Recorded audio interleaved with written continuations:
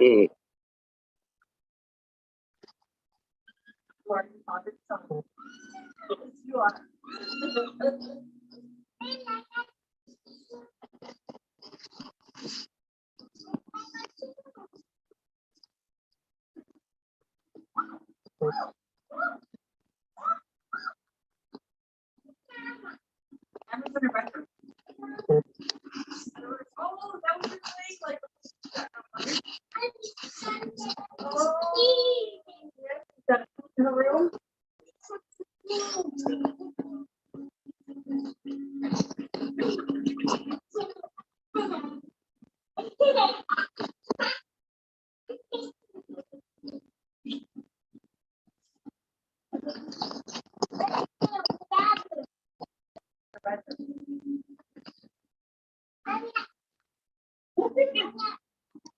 Hurry up. Is she going somewhere? Hey, what's up? Think you gotta unmute your mic. Oh, there we go. I had to hit the other button yet. Like Yeah. the MCDC shirt, brother. What's it? Oh yeah, MCDC. Hell yeah. Motor City, Danimal the Cannibal. Yes, sir. So you did well at your pool tournament tonight, huh? Yeah, I torched a few guys. Awesome, man. Always good to see a friend make some money, even if it's from playing some pool, Well, you don't win if you don't play. Right? I'd do it, but I'm not a very good pool player. So You should come up and get some lessons from my landlord. if I'm ever in the Bay City area again anytime soon, I will definitely do that. For sure. Because he's number 2 in the world in artistic pool professionally. Awesome. Does he do the trick shot stuff? Or? Yeah. Oh man, I gotta see some of that. I love. They have that on ESPN sometimes. Right. The trick Oh, shot pool. So you know the guy from France, Florian Kohler, right? I've heard the name. He's ahead of him in the rankings. Nice. That is awesome. So you heard about the trades that happened. San Francisco's at 3 now. San Francisco traded up to 3, which put Miami back at 12. They traded up with Philly to get to 6. Yeah, and I was just scrolling along Facebook and I seen an interesting article. I posted this in the chat earlier, but Chris Sims, who is apparently very good friends with Kyle Shanahan, I guess they talk a lot or whatever. On his podcast, he came out and said, don't count out the 49ers taking Mac Jones at 3. Oh, my God. Bitch all over again. Yup. Mac Jones. What the hell? Over Lance and Wilson. I don't see it. And Fields. Yeah. That would be the equivalent, if not worse. Well, almost worse than drafting Mitch the bitch. Mitch was a 4th-round quarterback, and at least Jones is somewhere in the 1st round. So, well, Mitch was considered a late 1st round, early 2nd, technically.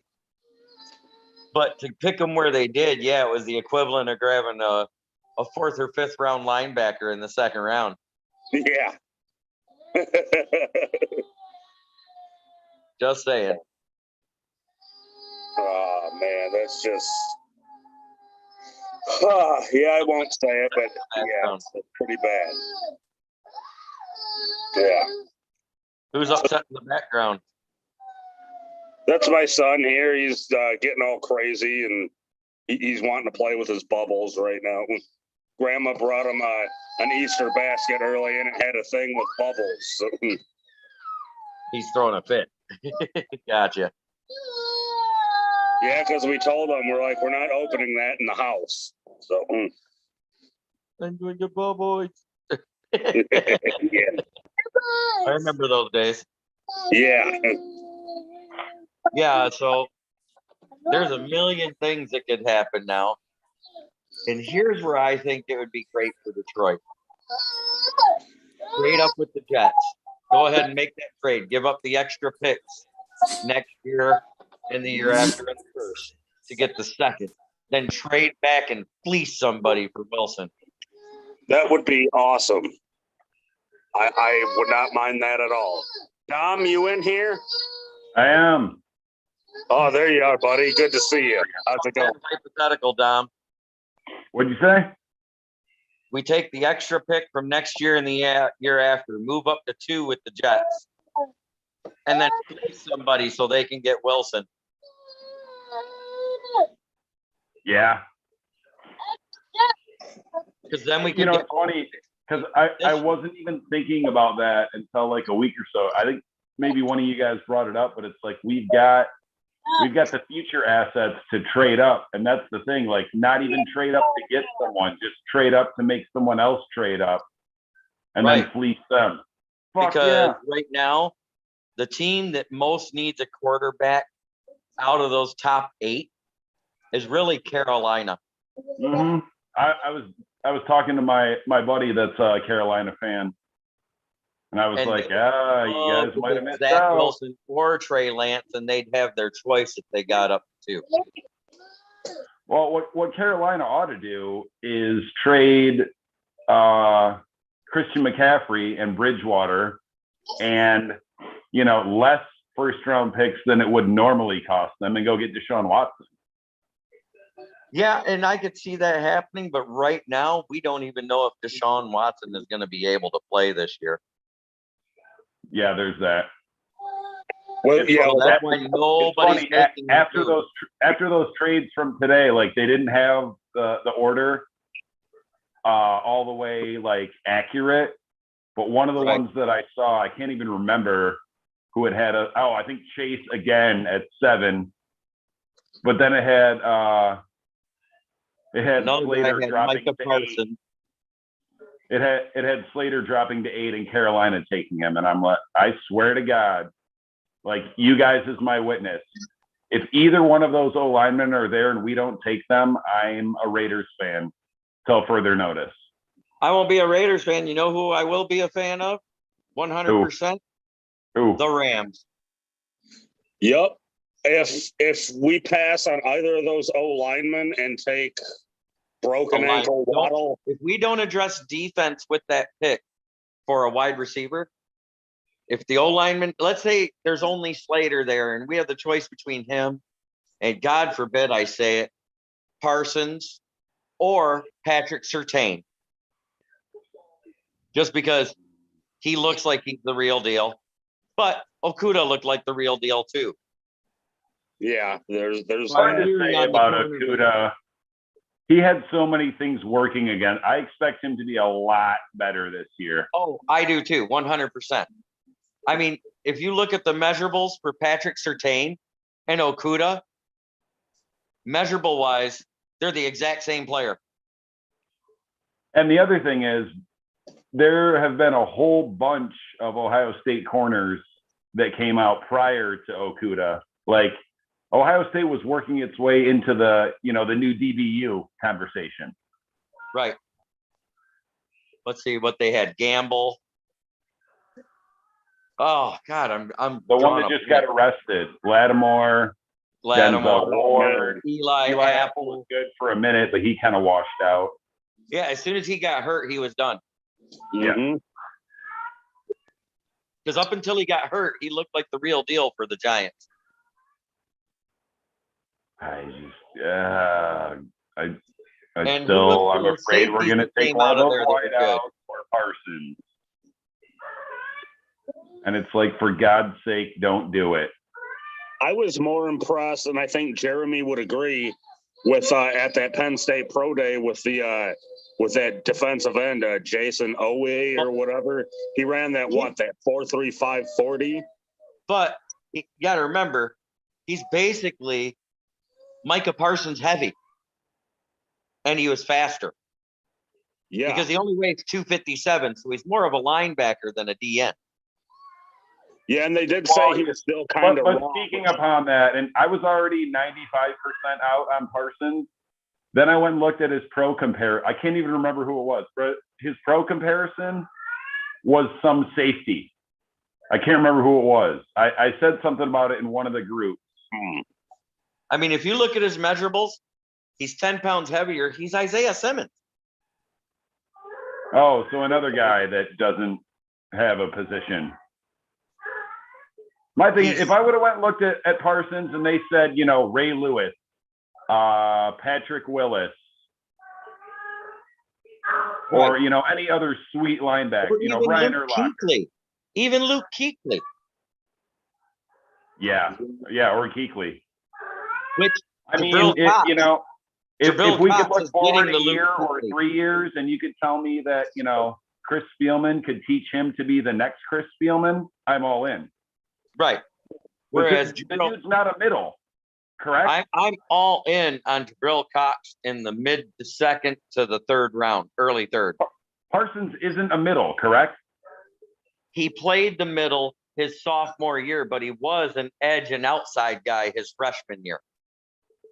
Yeah, you can't take a linebacker that high unless it's the middle. My nephew's like, but he led the team in tackles. I said, assisted tackles, yes. Solo. You can't take a linebacker that high unless he's the middle. You can't. Right. If we end up trading back on trading up to trade back and getting and people are like, oh, he's fast. Like, yeah, you know who else was fast? Jared Davis. As a matter of fact, Daniel Jeremiah, remember I posted this, it was like 3 weeks ago. He said, look at this verbatim. And he listed the two side by side, and it was the exact same scouting profile. Jared Davis and Micah Parsons.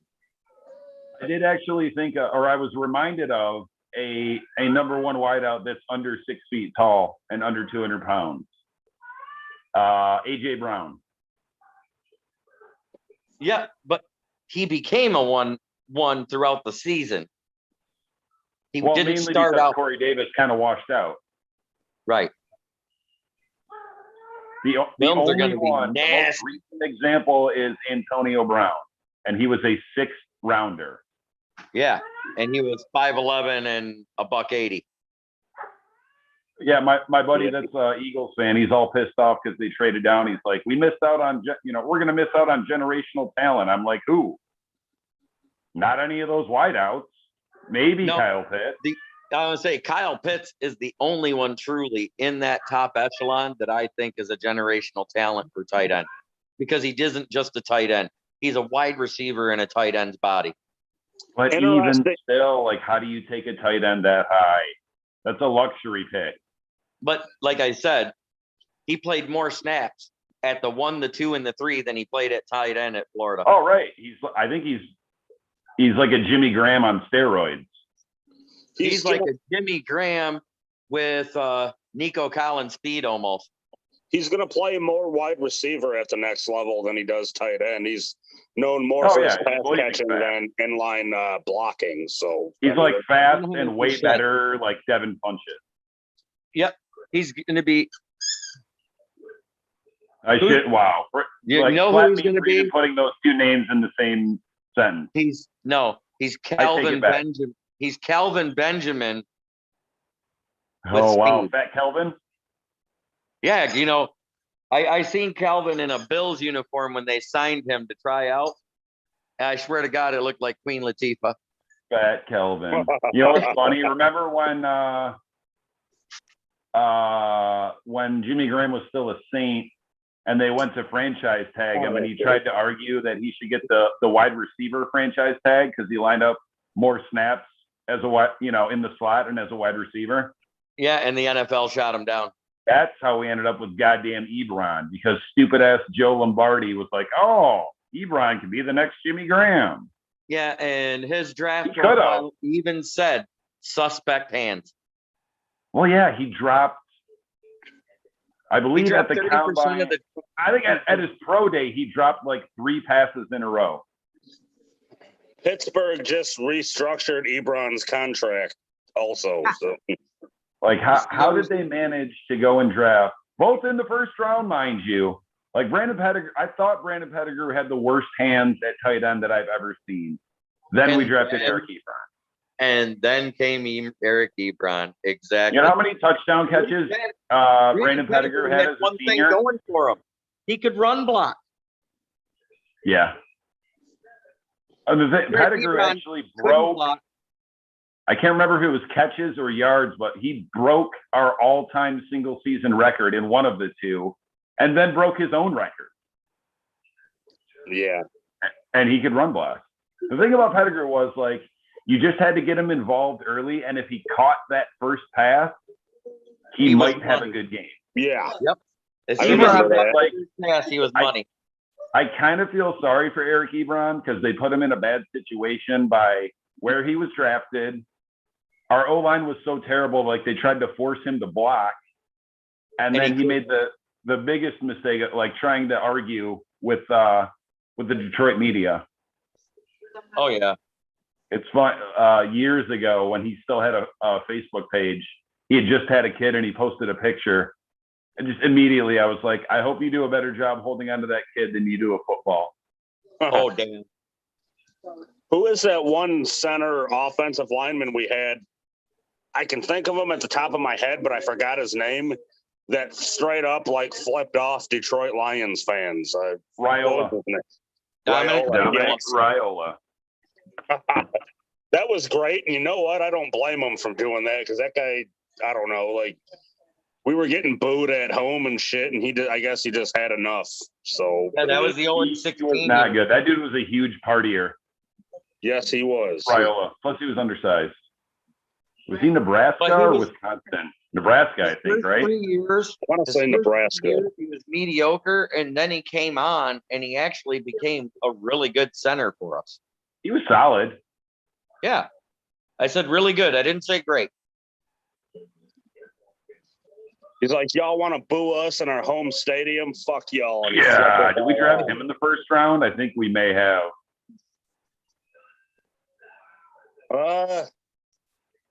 I don't know if he was a first round pick or a third or what, but I thought he was a second or third. Second, Yeah. I'm gonna look right now. R-A, how do you spell that? Raiola. R-A-O-L-I-A. Raiola. Right. Hola. Hola.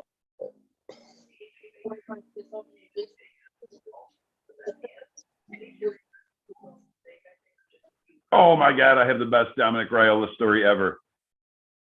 Second Let's hear it. round, 50th overall. Let's see who we missed out on when we drafted him.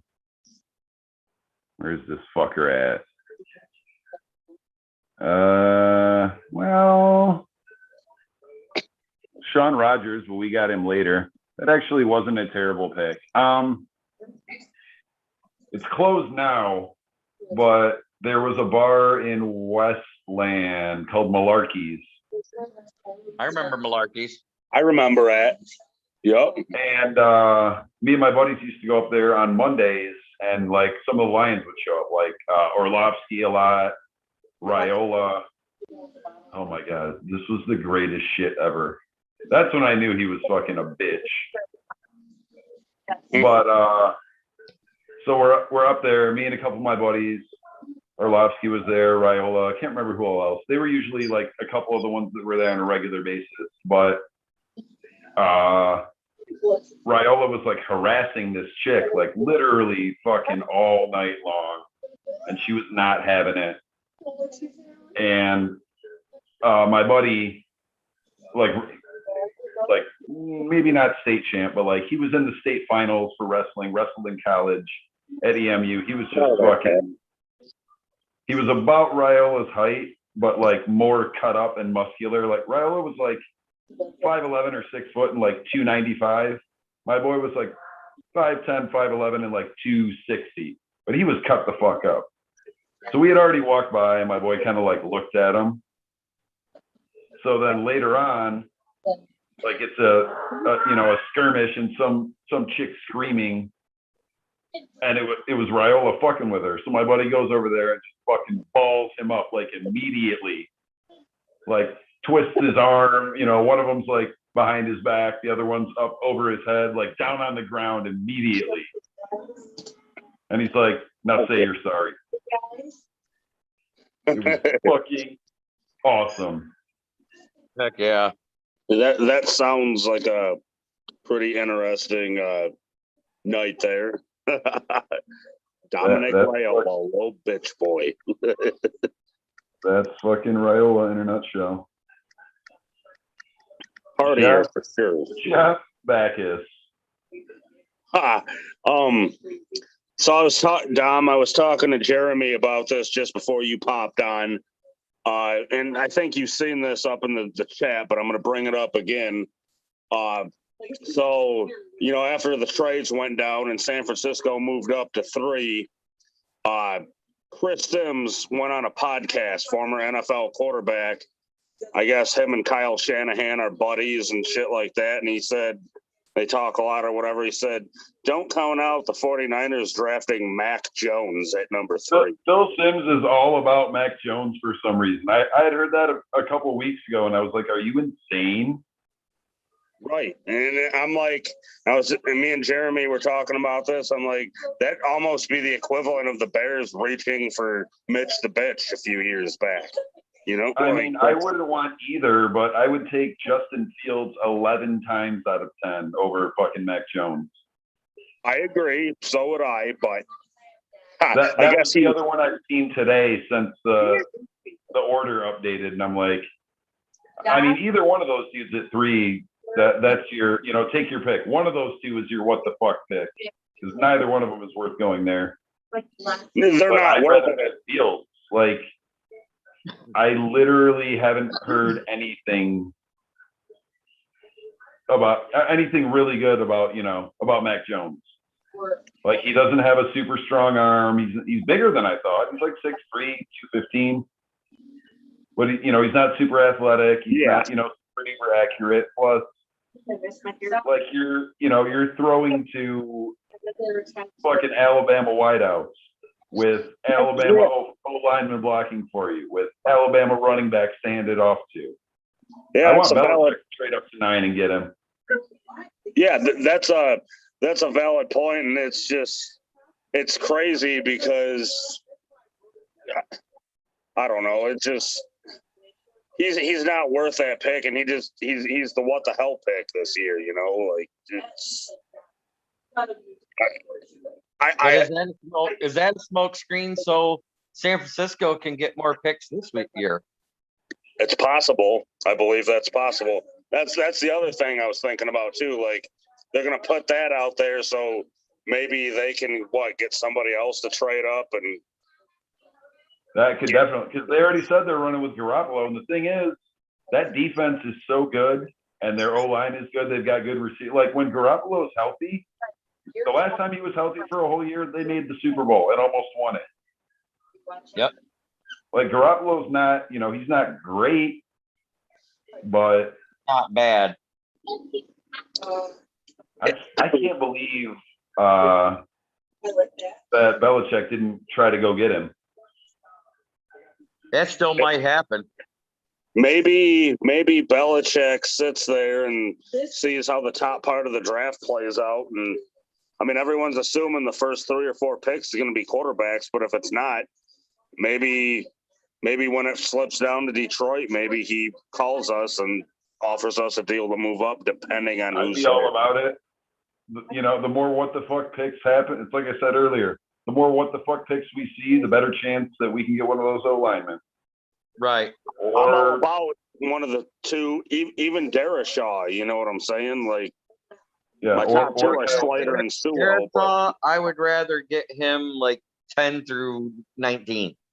Well, that's what I'm saying. Like, if Belichick calls us, you know what I'm saying, we move back and he's there. How far down would we have to move, in your guys' opinion, for you to be okay with taking Carson? Anywhere 10 through 19. That's what I was saying, like 12. Yeah, that's like why I thought San Francisco was a good candidate. Because I feel like San Francisco, had they not already moved up, they could have moved up to 7 and probably got Fields. And we could have traded down to 12. I heard something today that even if they had stayed at 6, that the Eagles were in on Jalen Waddle, which y'all know I would have been fine with. Take him so we can, Oh, yeah. Yeah. All 3 of those wideouts. Take him so we don't. Yes. And I'm almost wondering Especially in this draft. because of how they're sitting, and they're keeping Matt Ryan in Atlanta. So, with that being said, do they take a flyer and grab Chase, Waddle, or Smith? I mean, maybe like that. Supposedly there was a chance they were already going to try to move Julio Jones in the offseason, but it didn't happen. Right. But with only Calvin Ridley and Julio Jones, their third option is kind of right. Like, yeah, they could use one, especially if they're looking to move on from Julio. I would be trying to move him regardless, just to get out from underneath that contract. I think he restructured.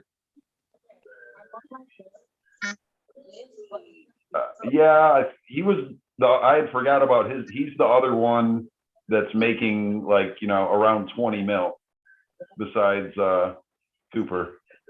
Jerry Jones is a fucking idiot. Hell yeah. He's How much literally did he sign got, Kazee for? he's got the biggest quarterback contract, the biggest wide receiver contract, the biggest running back contract. One of those O linemen makes more than anyone else at his position. Zach Martin, I think. And I think maybe not now, but like when they gave DeMarcus Lawrence all that money, he was getting the most money at the end. And that's fine. You want most of your money wrapped up in your O line and your D line. Right. Oh yeah, for sure. But the yeah. highest paid running back, yearly salary, I think he's second or third now. I was having a conversation with somebody earlier about Dallas and like Romo versus Dak, and I'm like, man, like Dak had everything that Romo did. Like you put a prime Romo on that Cowboys team, Dak's first 2 years, that's a Super Bowl contender. Right. If Romo wouldn't have needed like a RoboCop suit to play. Yeah, because their O-line was shitty back then, and the defense wasn't good either. They just started to get their picks, but they weren't developed yet. Right. Because they had. I was trying to think of another one in between. Nothing really comes to mind, but like Emmitt Smith's offensive line and then Zeke's offensive line, those are the two best eras of O-lines in, 30 years. Like who else had an O-line that was that good? There's never been an O-line as good as Emmitt Smith's. That's why I discredit him. That's why he's not in my top 5 running backs. Maybe no, he's 5. 6 with me. He is 6, just because of his longevity. Well, I mean, Barry's 1 or Jim Brown 1, 1/1A. I almost had to put Jim Brown ahead of Barry because he did so much in so little time. I mean, they are the only 2 with the requisite amount of carries to average 5 yards a carry or more for a career. Right. Jamal Charles doesn't count. Jamal Charles doesn't. 3 is sweetness. Yep. I mean, really, the reason I have Emmitt outside the top 5 is because I would take 4. In 4 and 5, I have a toss-up. It's kind of like a 4A, 4B between Earl Campbell and Dickerson. Yeah, I mean, I would take either one of them over Emmitt Smith as well. I was thinking because the one was more of a power back with a little bit of speed, and the other guy was just a burner. Yeah, I wish Earl Campbell wouldn't have got hurt so soon. Right. They just abused him though. But in addition to that, I would also take Marshall Faulk or LaDainian Tomlinson over. If Billy Sims could have played 2 more years, I'd have him ahead of Emmitt Smith. Please, everyone, welcome. Andrew's in here, and Parker from the football group is in here. So, what's up, y'all? Hey, what up? What up? How y'all doing? Pretty good. How you doing, Andrew? Hey, I'm all right. I'm all right. I'm here. I came home with money in my pocket. OPP, other people's money. Hey, sweet. $155. I hope. Now Andrew's sold on Parsons, I bet you. He sold on Chase more than he is Parsons. And he wants Chase so I bad like both. he can pay. I mean, I like both. I can't I don't know which one to pick. I like both. I wouldn't be mad at Neither at that spot. Parker, which team you in here repping? Okay, well,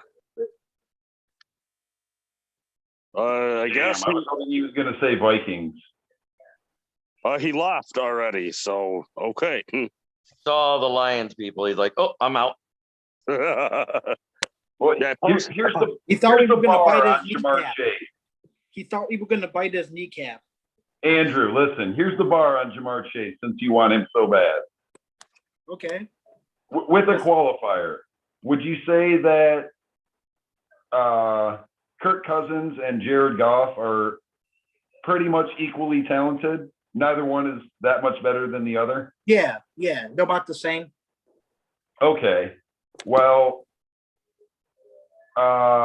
Justin Jefferson went at number 22, I believe, to the Vikings, correct? In the 20s, Yeah. right? Mhm. He broke the all-time single season rookie receiving record per yards, 1,400. Yes. Can Jamar Chase do that? 1,401 or more? Yes. I think he can. I think he has the skill set and the speed to do it. With Goff or as his quarterback, without without the protection that the right tackle would provide.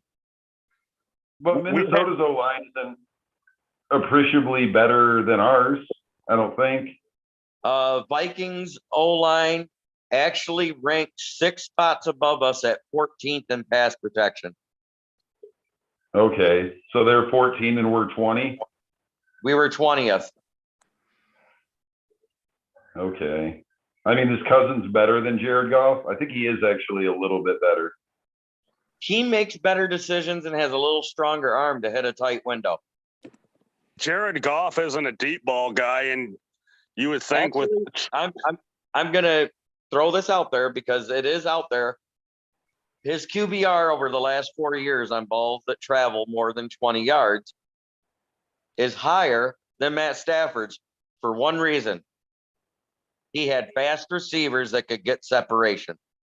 Goff? Yeah. Yeah. so far it looks like the wide receivers we signed, although they're not necessarily top end receivers, they were signed due to their speed. So I was going to say they're all three of those dudes are speed guys. All four. Yeah. All four. Cephas, We signed 4. We got the Terrell Williams, Damian Ratley.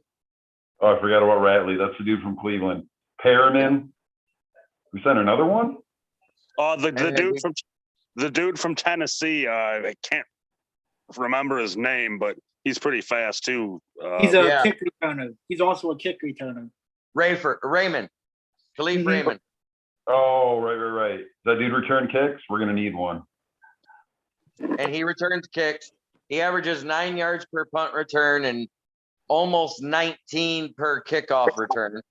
But 9 kickoff is good return, on punts. say what? 9 is real good on punts, actually. Yes, it is. As an average, it's great.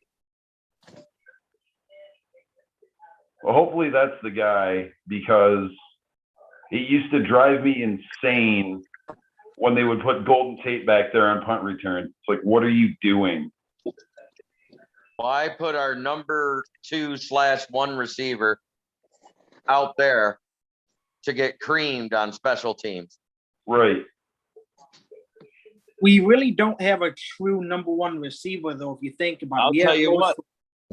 I'm we going to don't. say the number 1 receiver that could happen, who's just as fast as Tate, 4 inches taller, 20 pounds heavier, has a higher vertical leap, and went to the University of Michigan, is Nico Collins. We could go that route. I wouldn't see why not. I'd be okay That's with why I that. said I mean, he- and that's the thing. Unless we draft one of those wide receivers, there's not going to be a clear-cut number one, Right. like going into camp or going into the preseason. And honestly, I like it that think- way. Like, make those dudes fight it out. My biggest thing to defend Nico Collins is who did he have fucking throwing to him? Shea fucking Patterson. Right. Yeah, it's kind of a sad thing. That's Kind of not the- poo. Kind I mean, of. I like that because like he's a big body. Williams is a big body. Like I like big receivers, just So period. do that's why I'm so pissed we picked Tavai over Metcalf. I I agree, think I agree with your take on that. Tyrell Williams is pretty tall too. Yeah, he's 6'3", He's good 6'3" when and healthy. 215 or 220. Yeah, fuck, I forgot about Metcalf. He dropped so far. My thing, like I He did dropped some because they said he some didn't studying have a on him. developed route tree. What and the? I was just like, okay, I was like, I don't want him in the first round. And then I think I took my eye off the draft and I just figured he was gone. And then like the next day I saw it and I was like, are you fucking kidding me? He Still went 8 there. picks later. I mean, having Russell Wilson helps. Yeah, but if Metcalf would have been with Stafford, with his deep ball and as accurate as he is with it, what would Detroit do with Metcalf? Oh my It'd have god. been Calvin Johnson part 2. That dude's a monster. Yes. I think we would have used him more than Seattle does because we would have thrown the ball more. Well, I don't know about all that because what did he have his rookie year? 1,283 yards on Yeah. They also had 78 Tyler catches. Lockett though, but I mean, Galladay is better than Tyler Lockett. But Tyler Lockett is not that good. No, Like, it's the fact Russell that Metcalf Wilson takes is the another double one and of those triple teams quarterbacks off. that can make average receivers look good and good ones look great. Right. Look at Marvin Jones.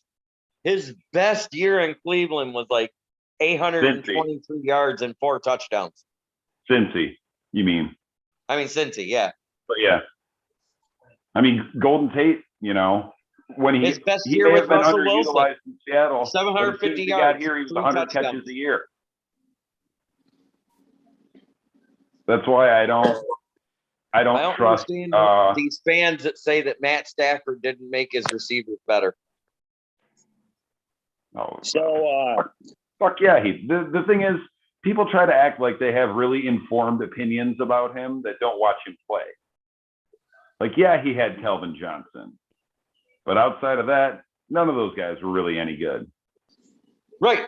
That 2014-15 team, when we had Nate Burleson for preseason and then he hurt himself carrying a fucking pizza. Golden Tate. Right. That was a great receiving core. If we could have kept Burleson going with Tate. Right. It's like, And- what's that fucking dude's name? Slant boy in New Orleans, Michael Thomas. Yep. That dude's not any good. That's all Drew Brees. Nope. And much as I hate to say it, Mike Evans and Chris Godwin was good with Jameis Winston, and he was crap when he was there. So they're even better now that they got Brady. Oh, Mike Evans is sweet though. Godwin, he's getting the number 2 corner. Like Right. Mike Evans when he's healthy, and he's been mostly healthy. Like Mike Evans is the top 5 to 10 wide out, but it's all bunched together near the top with wide receivers. Like, I mean, there's really no clear cut number 1. Probably DeAndre Hopkins. Do you think that we should draft a wide receiver in the second round? I'm saying anywhere. Or later. Okay. Between the 2nd and 5th, there are faster and bigger wide receivers than any of the top 3 in this draft. Right. Okay. yes. Just get one somewhere and get value. Like if either one, if Rondale Moore or Eskridge slips to like the middle of the 3rd, grab them. Yeah, I I mean, can see that. Rondale Moore is being compared to Tariq Hill. Anthony Schwartz, if he had a route tree, would be better than Rondale Moore. Although, But route tree can be I taught. mean, it kind of depends on if any of these guys that we just signed work out for more than a year or two, because they're all speed guys. Like we kind of need a possession receiver. We do. And that's why I like Or- Nico Collins, because he's quick and a possession receiver that can high point the ball and catch contested ball. Or you just give TJ Hawkinson 130 targets next year. I think he should get 130 targets next year. That's what I've been saying ever since we drafted him, because it seems to me the last couple coordinators we have don't give him any more than like maybe a handful of targets a game. A couple weeks ago, I was like, he better have 100 targets next year. He did last year, but that was mostly because Galladay was hurt. He wouldn't have got that many. Yeah. But the thing is, like, you know, you spent that high of a pick on him. Go to him. They just did a list of the top 101 free agents. Who's at the bottom of the list? Just Oh, I take a just guess. saw. It's Everson Griffin. Yeah, I just saw this earlier on NFL Network. that cracks me up. He was allegedly supposed to go back to Minnesota. He was, Yeah, I mean, he said he wanted to. So I mean, Minnesota obviously doesn't want him though. The Cowboys got that corner.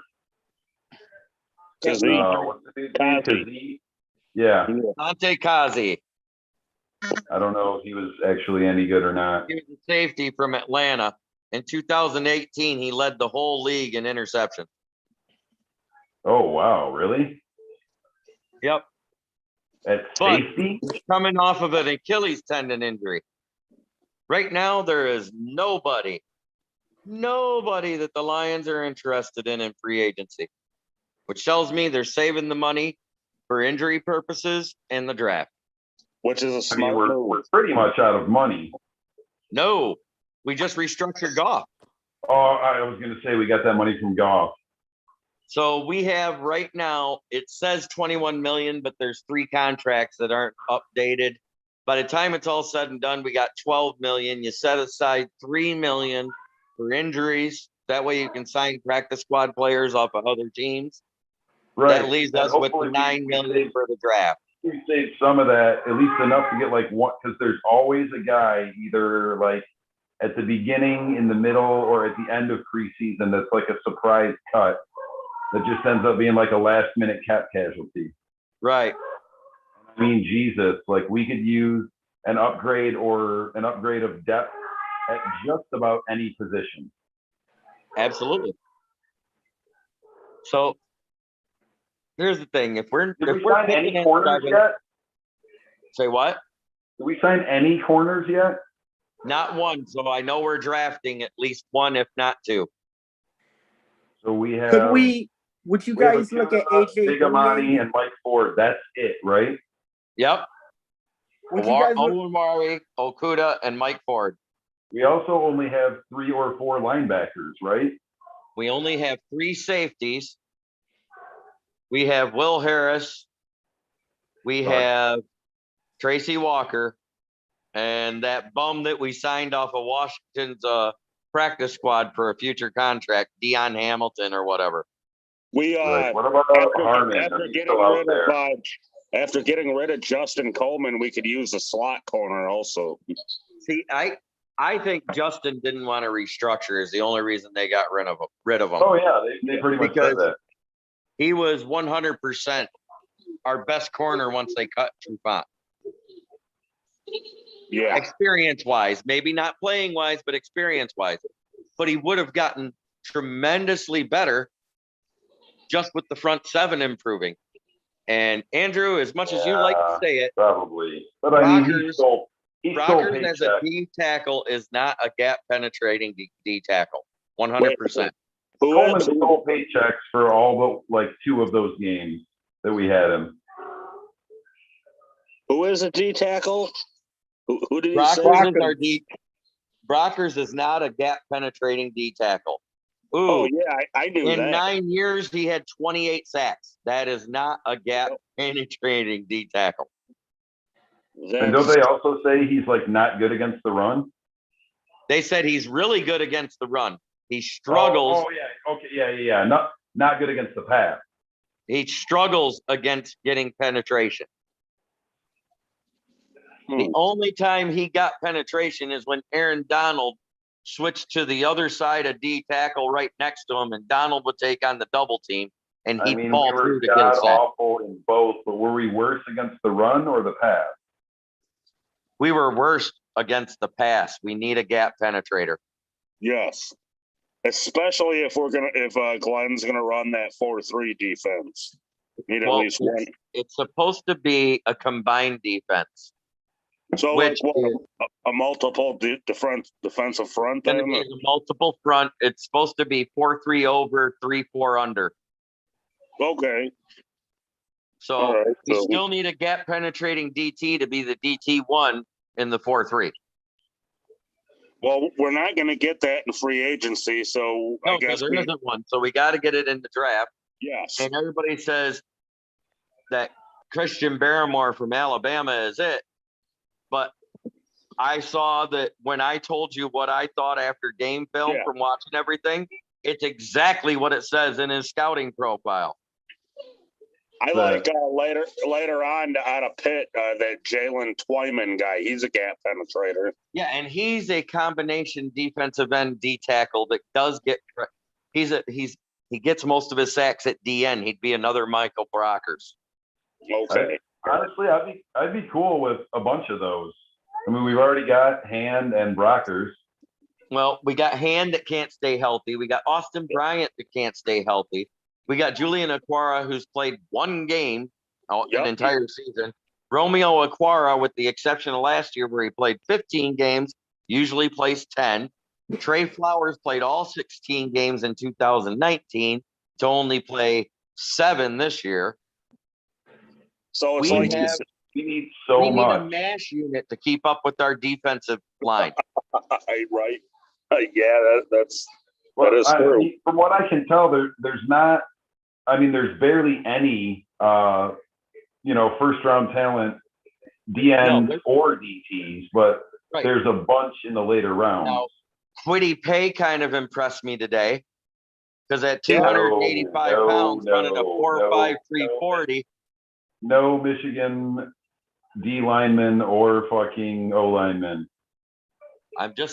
Why not O lineman? They usually do pretty good. Tell me one that was good besides Steve Hutchinson. Glasgow was good. I was just saying, you just took the words out of my mouth. I was gonna go Glasgow immediately. I forgot about Glasgow. He was good. We should have kept him. But According think we Jeff Sackus started horrible and became better. Yeah, like the last John few games. Runyon, no, John he Runyon was became a less Pro Bowler and terrible. All-Pro They for also Philly. ruined Riley Rice. Could you see us drafting Quiddy Pay? In a trade back Not in the scenario, top- maybe, but Like I said, there isn't a D end I would take in the top 10. You get me back in that 12 through 25 range, yeah, I might take one. I think I would take that dude from Miami before I took Quiddy Pay. He is actually the most raw talent at the end there is. hey, All Dom, he has is raw. length and athleticism. Dom, He has Dom, almost no pass rush skill. which dude from Miami you talking about though, Dom? Russo Russo. or Phillips? Russo. The other guy I I would like too, take- but Russo I like because he's a freak athlete, and I don't necessarily mind. It's similar to like a Ziggy Ansah situation. He's raw. That's why but I don't he's like also him. a Because sponge to unless he learn. blows by you with speed, he does not get a sack. Yeah, I Because mean he that does could be a not have a problem. swim But move. He doesn't have a bull rush. He doesn't have a spin. He has He- horrible the footwork. glass half full side of that coin is he has no bad habit. Which one of them, Russo or Phillips, with the bad Russo. footwork? Russo. I think he was like a quarterback and a tight end in high school.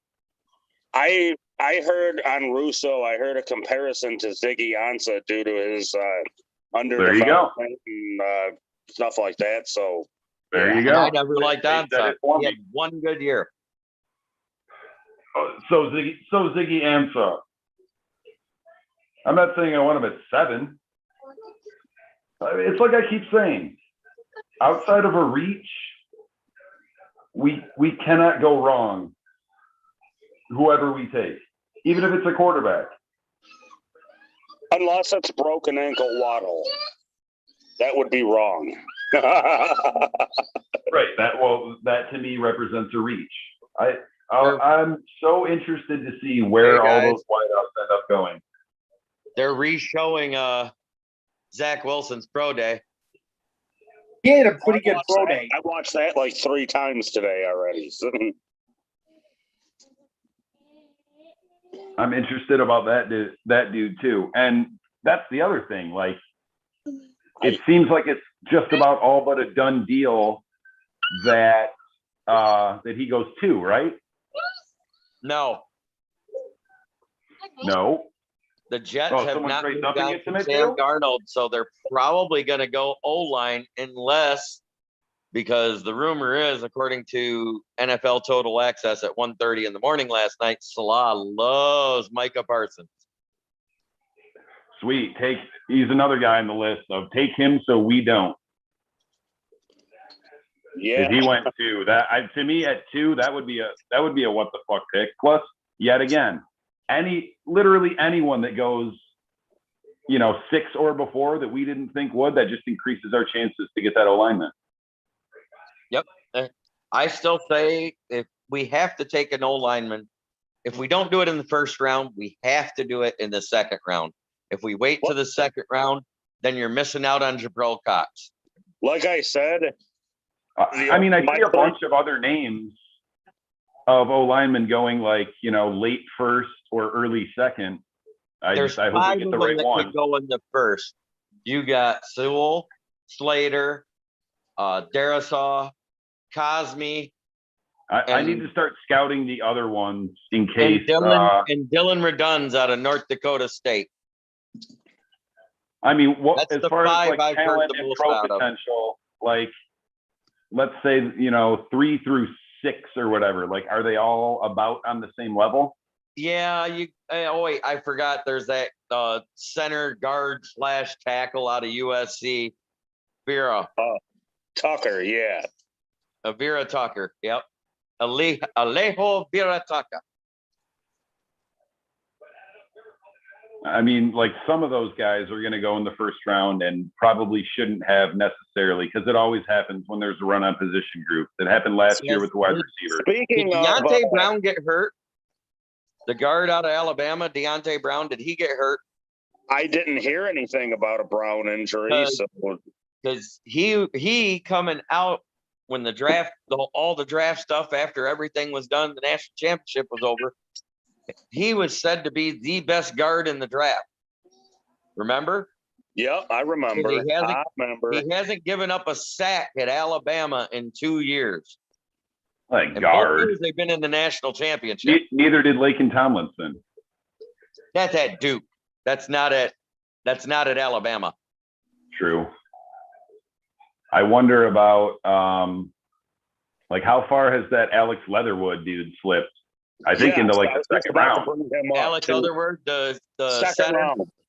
He's projected falling all the way to somewhere between 31 and 40. Right, because when the first mocks came out, he was like top 5. I don't Put it trust this way. Alabama players. They're ranking the tackle from Michigan ahead of Alex Underwood. Yeah, I've seen that dude up there too. So wait, Williams, the guard from Alabama ahead of him. Jason Oweh, Mac Jones. Here's another linebacker we could take in the early second, out of Kentucky, Jamin Davis. Jamin Davis, Jamin. If we take him, he better be jamming up lines and getting sacks for us. But wasn't there a couple of years ago? Wasn't there a sweet linebacker from Kentucky that we just missed on? Rashad Bateman, because he ran a slow 40, has dropped all the way to the 46th prospect out of the top 50. Damn. And I heard Marvin Jones comparisons when it comes to Bateman. So yeah, Bateman is pretty big, isn't he? He's 6'2", 6'3". He's 220 pounds, but he ran a 4.75 40. Yikes. I mean, he better have hands of glue. Maybe that's one of them situations where a 40 time doesn't translate to how he does on the field. I mean, Right, because look at Cephas. The first half of the year, he looked slow, but once he got the game speed, he looked great the whole second half of the season. yeah. I mean, some What about guys. that guard from Ohio State? The guard from Ohio State, that Wyatt Davis. Wyatt Davis. I No, thought, but- I mean, it was a few months ago, but I'd read stuff that he was like the Beard. best, if not the second best guard in the draft. talking about Cody And I Mears. mean, Wyatt Davis. Oh, it's Cody Mears for some reason. I always thought it was Wyatt Davis. At one point, he was like up there, Yeah, he early was supposed on to for the be- top guard, but Right. he dropped to the second round a bit. But Yeah, yeah, he dropped a lot. It's coming up on guards right now for the top 5. Let me see what it says. Player profile. Leo Vera Tucker. Yeah, Wyatt Davis. That is it. Okay, Trace Size Smith and upside, white base. and Landon Dickerson. That's another one too. The guard out of Oklahoma, Creed Humphrey. He interests me. Zone Isn't he- blocking.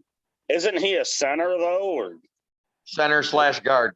okay, Centers can play guard, that's fine. Wait, do we zone block? oh, I don't I'm know what blocking scheme that Lynn runs, but it's Hank Fraley that coaches them, so I guess it doesn't matter. Aren't we kind of a zone blocking team now? We kind of are, yeah. Oh, they're talking about Quiddy Pay right now. Your starter.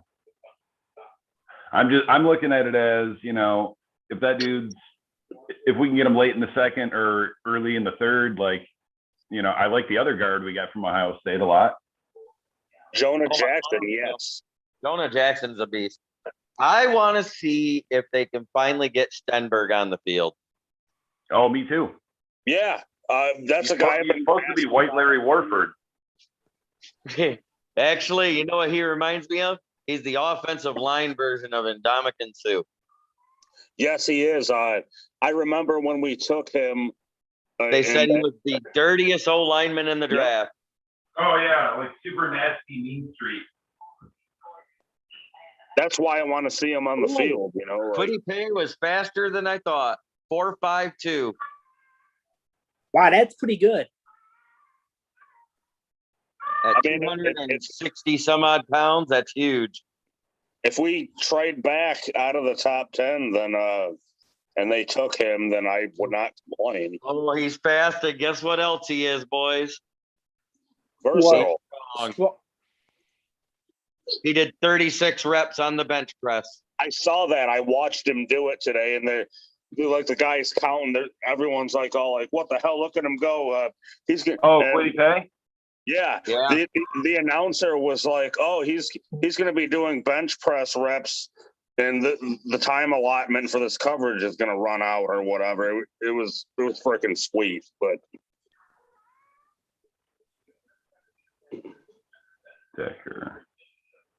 What I was trying to figure out, and I still haven't been able to figure out, because you know how they said, why do I keep forgetting his fucking first name? The tackle from Northwestern, Slater, Rashawn Slater. yeah, Yeah. He didn't play last year. Nope. hey, yo, be right back. I'm gonna use the restroom real quick. But He didn't year give up a before- sack the last year that he played, but I couldn't seem to figure out if he played right tackle or left tackle, because I'm like, okay, if he didn't play- right tackle. He played right tackle and right guard, but he played right guard his freshman year, and his sophomore year he played right tackle, and his sophomore year he gave up no sacks and only 5 pressures all season. right, he was all over the place. Well, I was looking at the box score against Ohio State, and they got blown out, and Chase Young had a sack. Well, John Slater can play anywhere on the O line, though. I was He was watching a center in high school, wasn't he?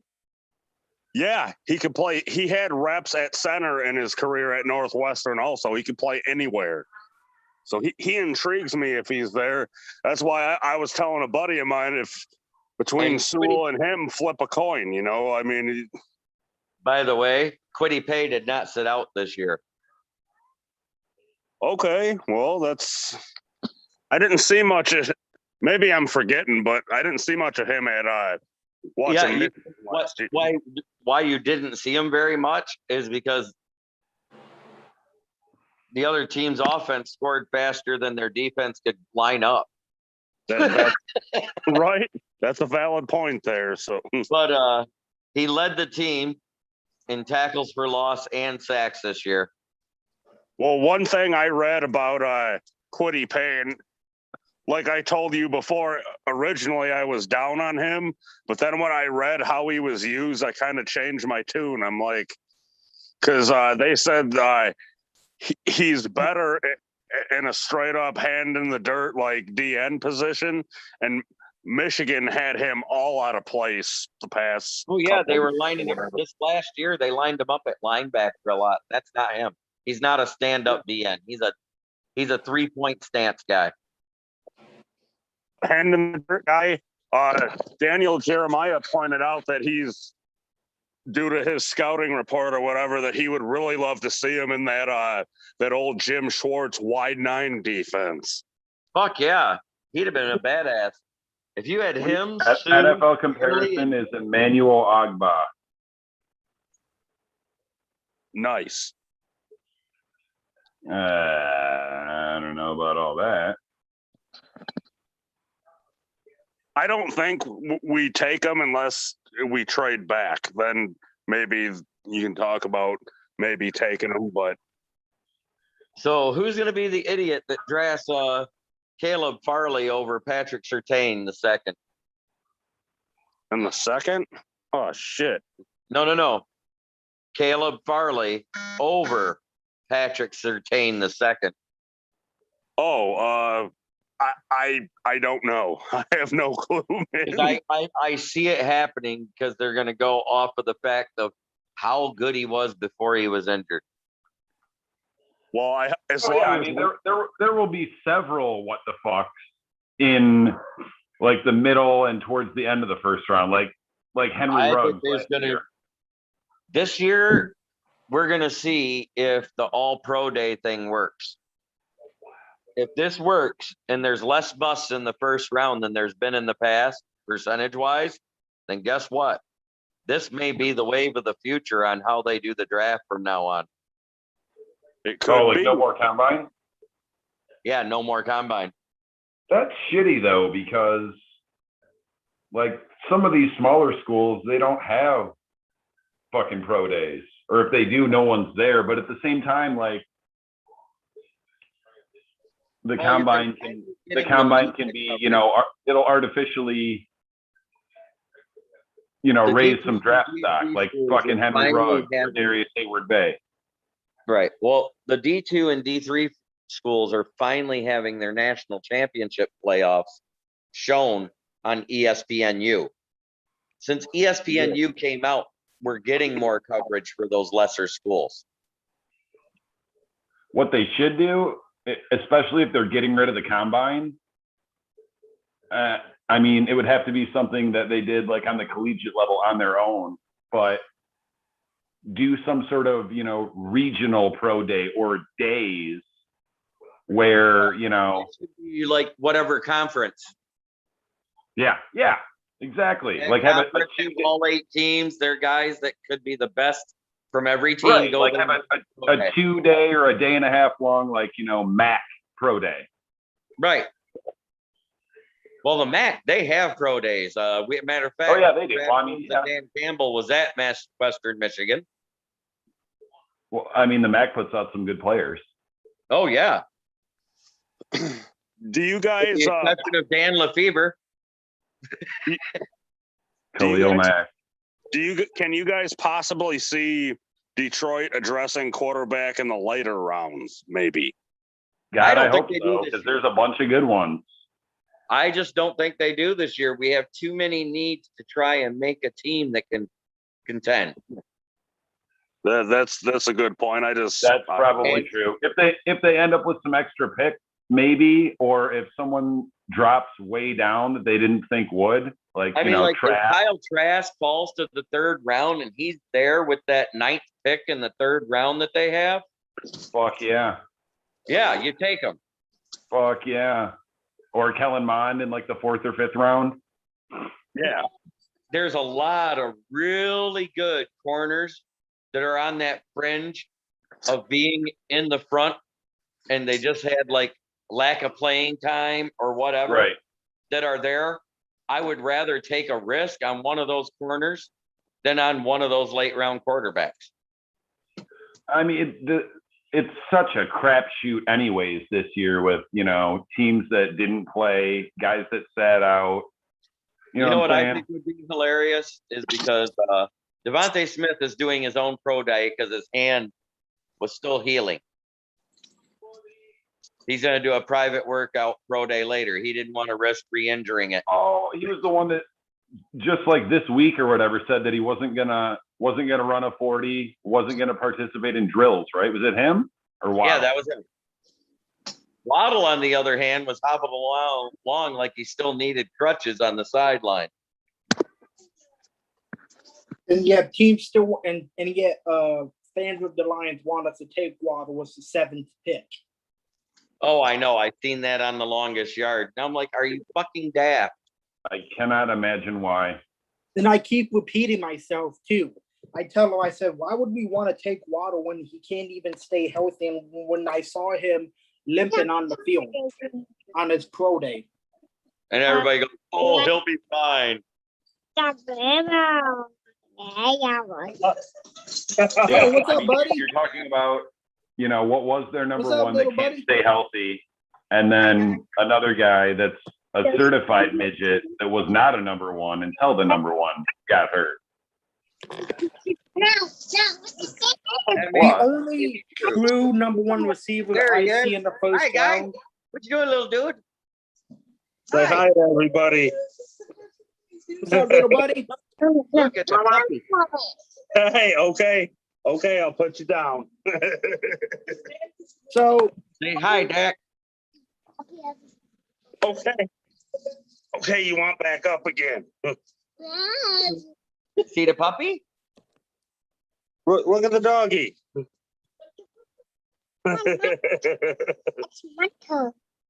Puppies. I'm a puppy. Look, Yeah, it's a puppy. Not a puppy. Yeah. puppy had the ball. Yeah, that's right. He's a little puppy. I had the ball. Yeah. I had the ball. Yes. You had the So you got these two bums this year. You can have the ball. Yeah. All right. let me ask you guys a question. Do you guys see approximately if one of the 4 things happen at 7? If Chase falls to 7, if Pitts falls to 7, if Slater, if Sewell, if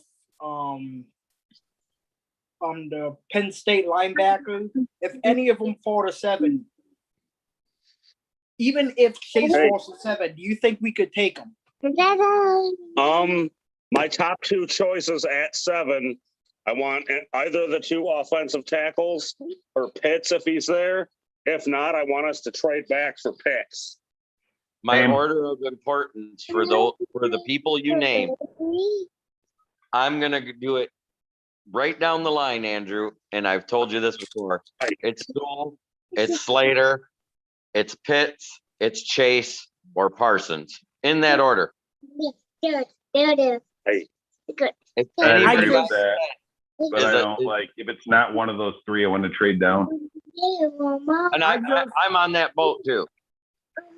I just Yes, it's still, buddy. feel like that we, even though you guys don't agree, but it's in my opinion, of course, my opinion, we need a number 1 receiver. We don't truly have a 1 receiver. In my opinion, we have a bunch of 2s a bunch of threes, a couple of fours, and maybe a five.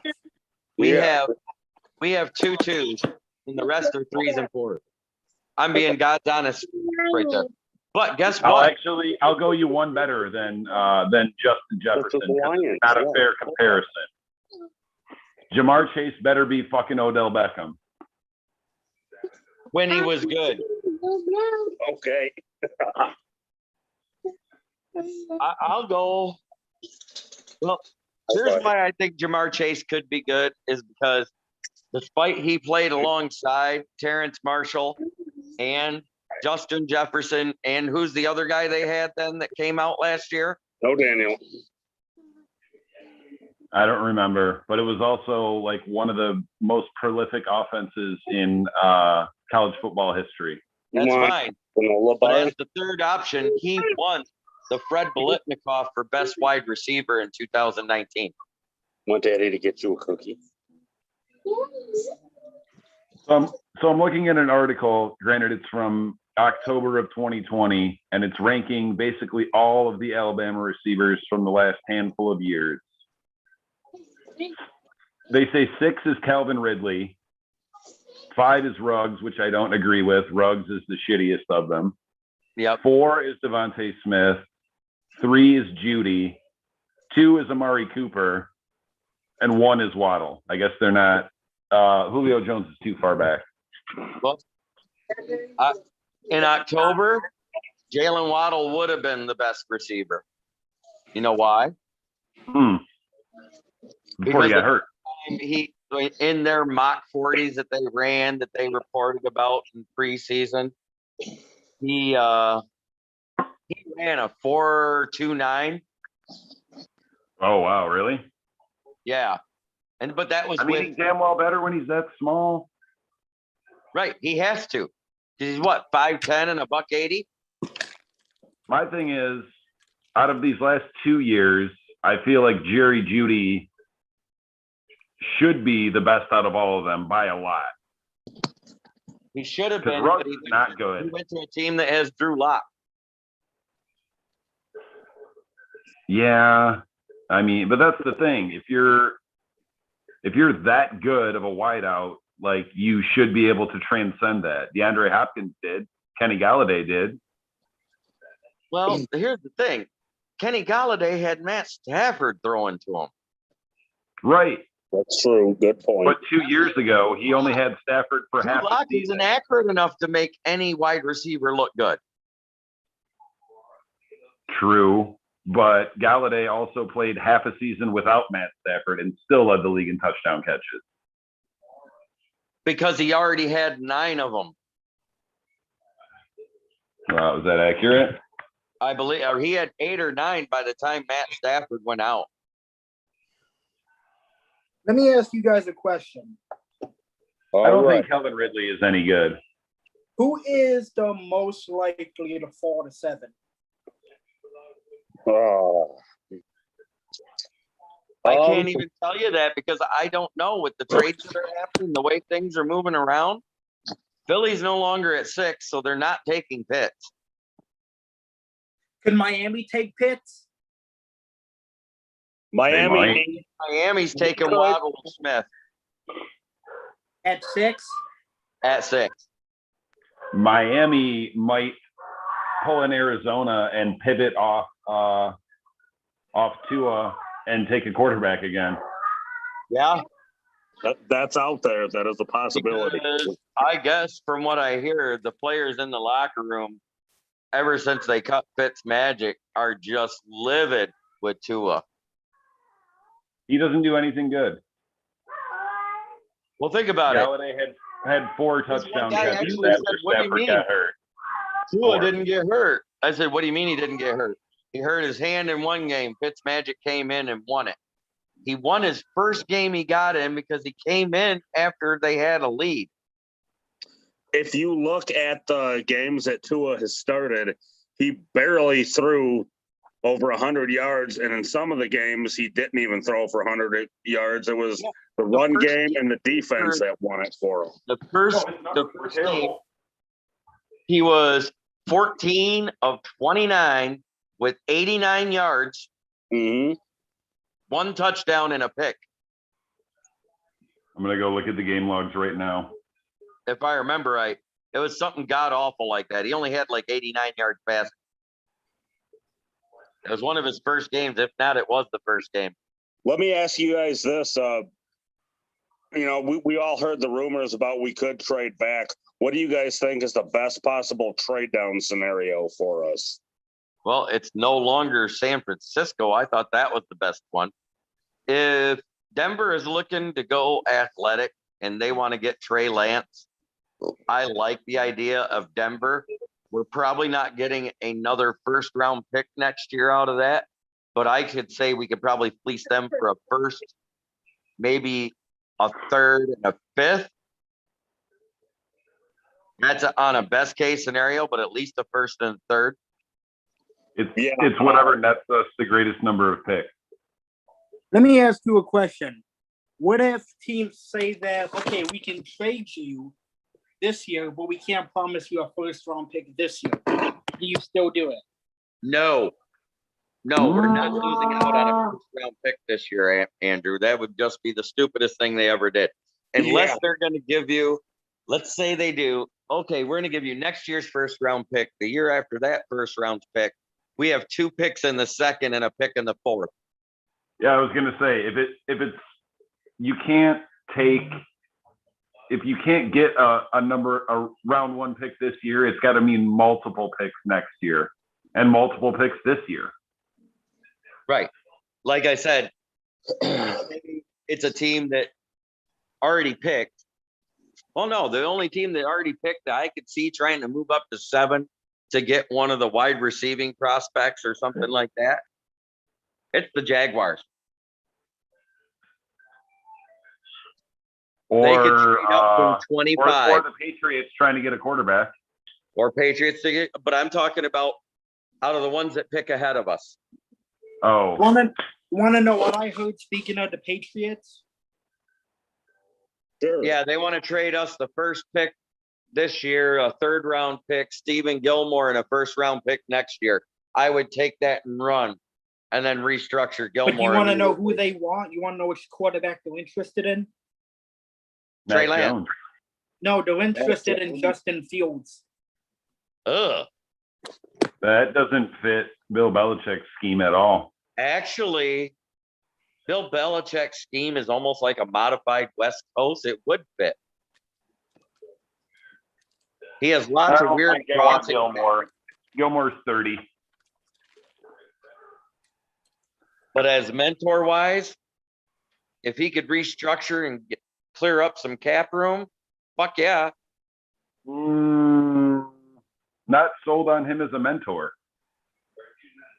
Well, considering he's less than a year ago, he was the best defensive corner in the league, but that was when they had all their studs on defense. Yeah, he won Defensive Player of the Year, but that was bullshit. Like, if he was that good, he never would have left Buffalo. The trade back scenario I've told you guys about this before, is the one that drops us down to 19 with Washington. That gives us a first, second, a third, and a first next year. Sweet. Will they take Jared Goff too? I don't know if they'll take Goff, but it gets us a lot of extra picks. So We I'd be can't okay afford with to it. get rid of Goff anymore. Yeah. I refuse to give up on that idea until it To doesn't trade happen. him now, to trade him now, his dead cap hit is $65 million. Oh, for God's sakes. Next year, it's $42 million. Oh, good. Yikes. Lord. So Wow, we that's have- even we with the have him for restructuring, 2 eh? years. We have him for 2 years. Just- And then in the 3rd year, it drops to where it's only a 10 million dead cap hit with a $30 million cap hit. So we saved 20 million by trading them away in 2023. In 2024, it's only a 5 million dead cap hit. Let me ask you a question, Jeremy, because I know you were concerned about this. Did restructuring him save the Rams 23 million? Yes, that's why they have cap room now. Because once What- we restructured him, they were no longer on the hook for his signing bonus. What's the best case scenario with Goff in 2 years, though? He becomes good. Best case scenario is, let's say we're mediocre, make the playoffs and bounce out because we don't have a good enough defense yet, both years. That means he's still okay. He's serviceable. He's throwing at 64 to 65% like he always has. Right. He's throwing for about 19 touchdowns and 12 picks. If we can upgrade our O-line, I think that could happen. I think he could become a good serviceable QB, but in my I think opinion, if we that had- depends on if we can upgrade our O-line. Plus, So, the thing is, let's if you say- think about it, 2 years from now, there will have been probably 4, 5, 6 other quarterbacks that have signed new deals. By then, his contract probably won't look that bad. His contract doesn't look that bad now because it's only a 15 mil cap hit this year. That's what the restructure did. His I total really salary wish is we would have just 17 traded the million. nothing that Indy did and got Carson Wentz. Bless you. Thanks. I would have Like- never wanted Carson Wentz because that albatross of a contract is horrible. The only reason Not any why worse the than Colts Goff. did it is they could afford it. It's not any worse than Goff. My only I want to thing- ask you a question. It's just it's expensive for more years. You can't tell me you wouldn't rather have Carson Wentz than Jared Goff. No. His mechanics are off. His deep ball is gone, and he is way in his own head and is fucked up with his decision making. The only coach that can probably fix him is Frank Reich. That's probably true. Let me ask you guys a question though. If we did take offense other than O-line, how would you guys feel about that? Would you guys be pissed? Would you guys be Okay, Andrew, if one of those O linemen are there and we go wide receiver or tight end, I'm a Rams fan. really? What, 100%. what if the tight end pick is Pitts? I don't care. We need to protect fucking Goff. I Can't afford agree. for him to be Fumbleina. He has the tiniest hands of any starting quarterback in the NFL right now. Yeah, I feel like most of the teams above us that might consider a wide receiver or Pitts, like they've got to be smart enough to know to take Pitts other than those receivers too. Like I think Pitts will be gone probably. I wouldn't doubt it. So let's say, let's throw out this out here. Here's the monkey wrench in the whole thing, and this is when the trades will go galore. Just because of what I heard with Urban Meyer, he goes stupid and drafts Justin Fields. I can Oh, see it. I thought he might do that since he was hired as their coach. Same. Right. This He's is the one the who whole. recruited Justin Fields to Ohio State. He was in an interview and he literally said, I am enamored with picking Trevor Lawrence, but I know the quarterback I have in Justin Fields. I The still thing think- about that is though, like you could trade down at least a few slots and still get Fields Absolutely. because the Jets have a ton of picks. Wow, that could be the what the fuck. I mean, who saw Baker Mayfield going first? Yeah, And you got to admit, even though his second year was Shapupu, his third year was pretty good. so Baker? Yeah. if Jacksonville takes Fields, do you think the Jets would jump all over Trevor Lawrence at 2, or do they trade out? Oh, I they would have to. Yeah. They either have That's to what I'm take thinking. Lawrence or they have to fleece somebody. And I mean fleece somebody. I'm talking, Who else has a ton of fucking picks? Miami still does, right? what's that? Miami has a ton of picks, right? Jackson. They have the most picks in the next 2 years. They got rid of a few to move back up to 6. The most picks in this draft is Jacksonville. I mean, I feel like literally any team that's even considering taking a quarterback, and even a bunch of teams that wouldn't necessarily, like, if Fields went first, like without Jacksonville moving, the Jets could literally name their price. See, and that's why I think the Lions should pull the trigger and make that trade right now with the Jets. Hell, fuck, I would give them our first next year and those two other ones that we got for Goff. I get Right, Sunshine. I'm saying I would give up those 2 firsts that we got for Goff and throw in the extra third this year because it's a compensatory pick anyways. But wait, like, is Goff part of that trade? No. No. We keep Goff. I'm saying the 2 picks we got for Goff in the next 2 years, plus the But third do you really round. draft Sunshine and then not let him start?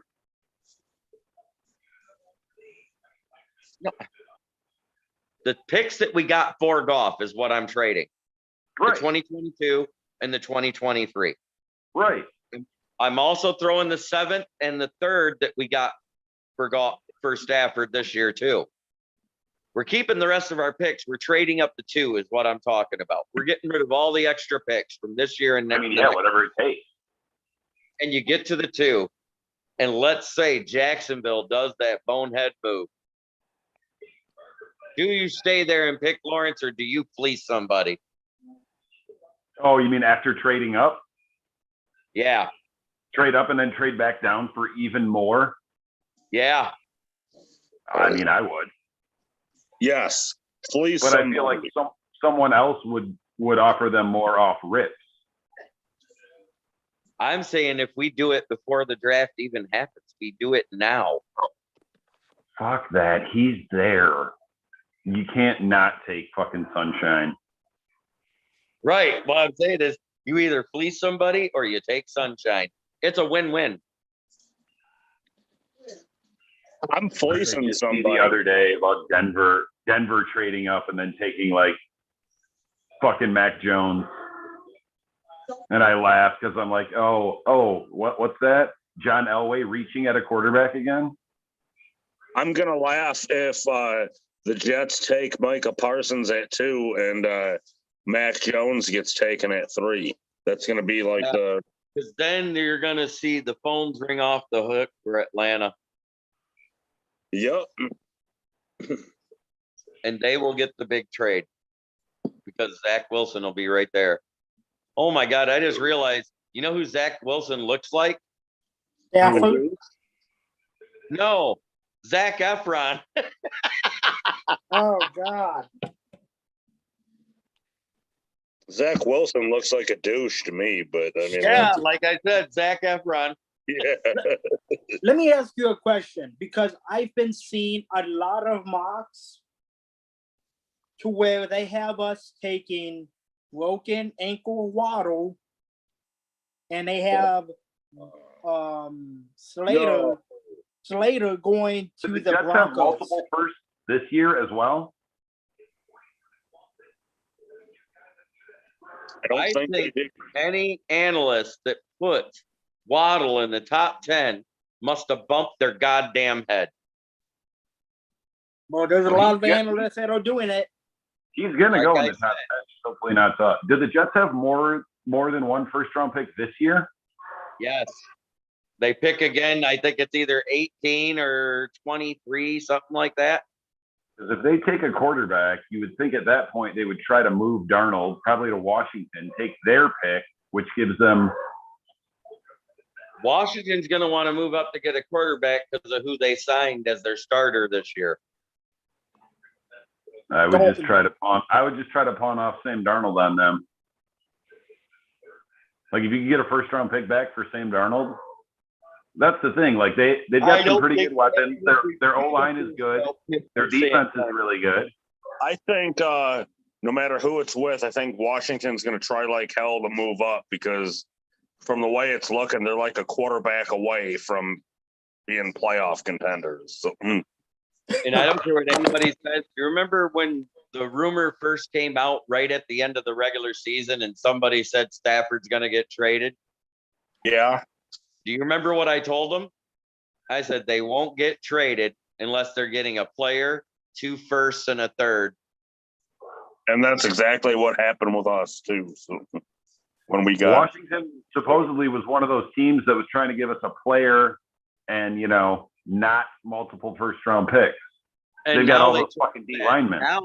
now the hypothetical offer from the guy that writes for the Washington Redskins in the Post, he said, I think they need to move up to 7 to get a hold of the Panthers to get Trey Lance, and they could give up this year's first, this year's second, this year's fourth, and next year's first. Right. And I think that move is still in play with a lot of those same teams that didn't get a quarterback. Right. Denver, Washington. Like, oh, yes, Denver, won't you please give me Jerry Jeudy and your pick for our pick? Hey, you know who else might still want to move up, so they might have a chance at Pitts? Who? Philly. Yeah. I Probably. heard they wanted Zach Wilson. Who, I heard Philly? that the other day, too. That would be the dumbest thing they could ever do. Yeah. Philly wanted Zach Wilson. They wanted to trade up at 3, but they couldn't do it. If Apparently, they want- already forgot what they did to Carson Wentz by drafting a quarterback. Evidently. No, they're going to take one of those receivers, probably. Wait, they slid down to 12? Philly is out of the quarterback market because they signed Joe Flacco to back up Hurts. Oh, yeah, that's right. They're down at 12. They'll get one of those receivers, whichever one's left, or they'll I'm reach saying- at the 4th one. What they need to do is replace Ertz now, their tight end. They're not going to get Pitts at 12. No, definitely not. So So I we would could my take Pitts bad, if he's I'm there at trading 7. up. My buddy that's an Eagles fan wants them to take one of those corners, like Surtain if he's still there, but not Farley. Yeah, Farley's done. Let me ask you, okay, Jeremy, and this is a hypothetical, because I've seen a mock that has us taking Jalen Waddle and Slater Falls. I know, and I already said that analyst that you've seen that mock from, and it's been 2 mocks out of 38 of them. They have us taking Jalen Waddle, not a lot of them. It's 2. Those analysts have bumped their goddamn head. One Yeah, I of them, haven't seen that many with Waddle either. Quite a few with Chase. Smith, I've actually seen like way back, like early ones and more recent ones. Like I think Mel Kiper still had us taking him. yeah. And I don't think they're taking into account the free agent market and what we signed, because I truthfully don't think taking a wide receiver in the first round is what we need to do. Definitely not. especially Definitely with how not. deep this draft is at wide receiver. Hell no. I mean, I would be happy even if they took a flyer and grabbed Amon-Ra St. Brown, even though he's slow as shit. He can high point the ball. He'd be the next Kenny Galladay. He's There's a just 6'5" there's way too much talent, and we need way too many other things, like priority wise, ahead of wide receiver. Like I've been saying, it would be different if any of these receivers were the next Calvin Johnson or Julio Jones or DK Metcalf. Yeah, or AJ Green or anyone that was goddamn Cinco, 6'1" because for the or first 9 above. years he was fantastic. This is My what guy I can see happening. My guy for wide receiver that I want, that you all know, second, Is, third round, is Dwayne Eskridge. That guy is. Eskridge. I've seen him falling lately. Well, that's what I'm saying. Like, if he slips to the third round with one of them third round picks, But the thing is he originally was only going to be a 5th round pick because he was out of the MAC. Then he showed Right. out at the Senior Bowl and he jumped way up. Well, lately I've been seeing him in 3rd and 4th rounds again. well, okay. So then if we wait to take a receiver and Eskridge is there and we take him, I'd be happy as shit. That guy I liked him more before we started signing guys. Like speed, we pretty much already have covered. Right. That's I a like valid that. point. Same with Rondale Moore. I like that mid-range speed of Nico Collins that can high point the ball, has a great vertical, as well I'd as be- enough speed to get a little separation. Hell, I I'd want be someone happy. with hands of glue because Harriman's got bad hands. Tyrell Williams, who knows? And then outside of that, like we need that possession receiver, chain mover. I'd be happy with a Nico Collins also, or Nico Collins, Amon-Ra St. Brown, Sage Surratt, big-bodied, quick, not super fast. That's what I'm talking about. Sage Surratt. Yeah, Even is though- good too. I watched That dude his, from Minnesota. And how big is that Florida wideout? Kadarius Toney. I keep Yeah. forgetting about that guy. He's fast too. Maybe Yeah, 6'2". he's slated to be a late first, early second. Even though you guys really don't expect us to take a wide receiver in the first, what if they do though? I mean, nobody knows what they're gonna do. Hell, I don't know. Well, Andrew, that's because we know you want Jamar Chase. You've made it course. abundantly clear. You want Jamar Chase. Wait a minute, though. Wait a minute. Think about this. Didn't Bob Quinn make a couple good signings and trades before his first draft? Yes. I trusted him too much, too early, and I'm starting to think maybe the same thing about Brad Holmes. Hmm. I'm worried about that easy button thing. Like it'd be different if Grabbing Like the wide receiver at 7 would be pressing the easy button. right, and it would be different if there was, a 100% consensus on the order of these wide receivers, I get the easy button thing, and I agree for the most part. The only wide receiver type I would be really okay with at 7 would be Pitts. Yeah, But Pitt. I'm really pushing if we stay at 7 that we take one of those offensive tackles if we stay there. But Yeah, for sure. absolutely. Yeah, The 100%. trenches are what win Super Bowls. The trenches that's are the what thing, win like- games. I'm also just sick Pitt and tired of stands out seeing to our me quarterback. more than any of those wide receivers.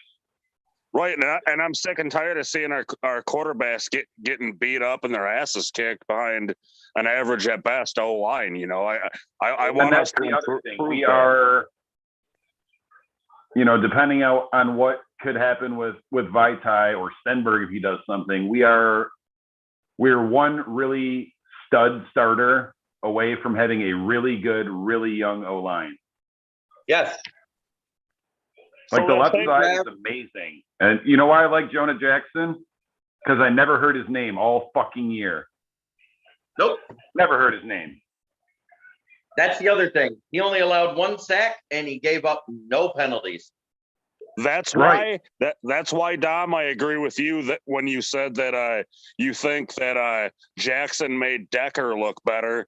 And now that I'm thinking about it, I'm thinking if we could get a better right guard than Big V, maybe he makes our next right tackle. He look did, better. much like Decker looked really good when Glasgow was on that side. He But also then- looked really good when Warford was on that side. Wagner was so terrible they had to move Glasgow over to the other side. Oh, And fuck then with Wagner Wagner. looked Decker's serviceable. level of play fell off, and then he got hurt when Dick fuck was over there. Wiggins. Yeah. Why have I still not heard a goddamn thing about Warford? Like, did he retire? That's bugging the crap out of you, isn't it, Dom? Yeah. I literally have not heard a single thing about him whatsoever. About who? Some audio cut out real quick, but Warford. Warford. I Is think he Warford- retired. I haven't heard his name in 2 years. is he a free agent still? Or Yes. Yes, he opted out last year. He's still only 29. I wonder And he- if our new regime even knows he's still free or whatever. Like, Well, you know what he hasn't done since he left Detroit? what's that? Missed the Pro Bowl. Yeah. He hasn't missed the Pro Bowl until this year because he sat out. depending on what he wants, if we decided to kick the tires on him yet again, I wouldn't complain. Hell, I'd be happy with Rob Sims again compared to what we got now. Yeah, I like Red. fucking Rob Sims. Hey, Didn't he actually, Damien Woody play guard for us for a minute as well? yeah, he did. He was opposite Larry Warford. Larry Warford was the left guard and he was the right guard. I do you mean, think I could TJ Lang see made a happen? Pro Bowl with us. I could see us drafting an offensive lineman at 7. I could see us drafting a wide receiver. I could see us potentially drafting Pitts, or I could see us drafting Parsons. Or I And- could see us trading back. I'd love the trade backs feature. You get us into that 12th through 19th spot, you could take Christian Darrisaw or Samuel Cosme. Yeah, I mean, realistically, those are probably the only 4 scenarios. I on top of what Jeremy just said, I heard on NFL Network they were semi hyping up Darrishaw's stock also, so he's potentially a little bit on the rise. So Unless one of those quarterbacks slips. Like, what if Trey Lance is there? Take him or no? Did anybody see what Jacoby Stevens ran in the 40 yet? I know did it's not. his pro day. I missed that one, but If Trey I would Lance like- is there, do you take him? Where? At 7. At 7? I would think about it just because when they said they went to his pro day, he's way less raw than everybody thought he was. He has excellent mobility. He has a gear like Lamar Jackson and he has an arm. They're Like saying Mahomes or Josh Allen. like Josh Allen. That's who The they compare his comparison arm. I heard is Josh Allen. Yep. Here's the Josh conversation Allen that for people are arm ready and to have. Lamar Jackson for Josh mobility. Allen is actually better than Patrick Mahomes.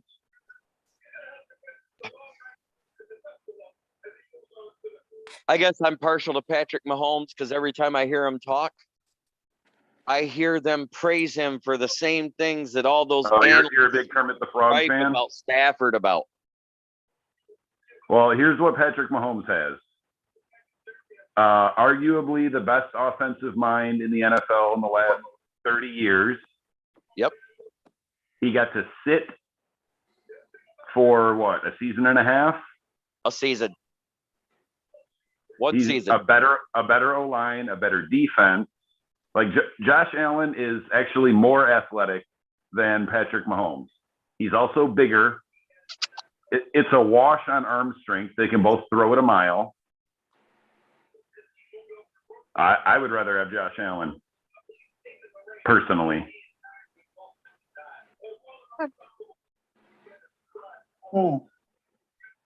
Follow the dogs in real quick. Get in there. Well, Big squirrel, get in the house.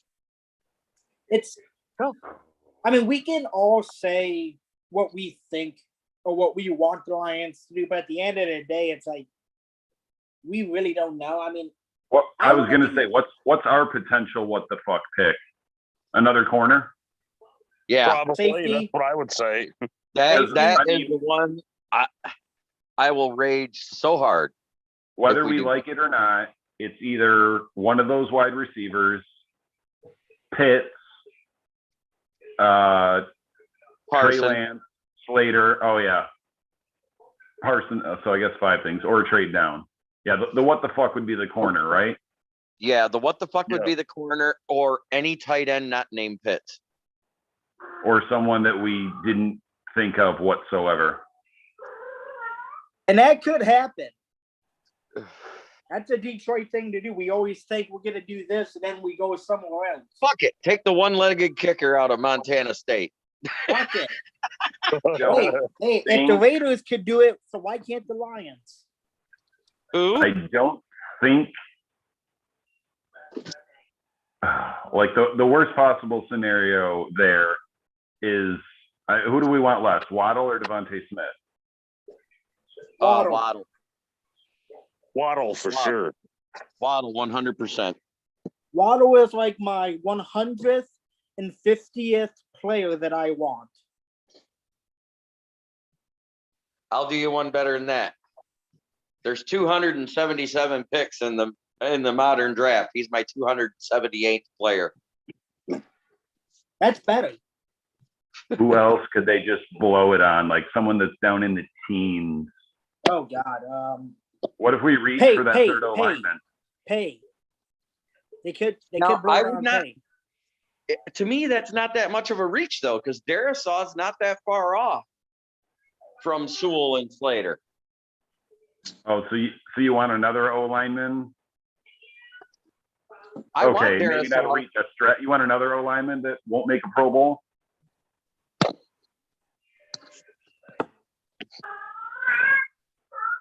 Who's to say he won't This make is a the Pro tough Bowl? situation because we all like. Who's to say Sewell and Slater will make the Pro Bowl? What if they're the next what's his name from fucking Alabama that got hurt after 4 weeks for the Giants, Jonah Williams? It's possible. I haven't heard, and maybe the drop off is not as big as I think it is, but I haven't heard There are that 5 much first about round. the third O lineman being anywhere near as good as Sewell Right. or What- Slater. Sewell and You Slater want to know are what would be the hands what down the the best two. You want to know what would be the what the fuck pick if we take Waddle at 7? No, Because that would be the there's one worst more. what the fuck pick at. There's one more. Justin. Field.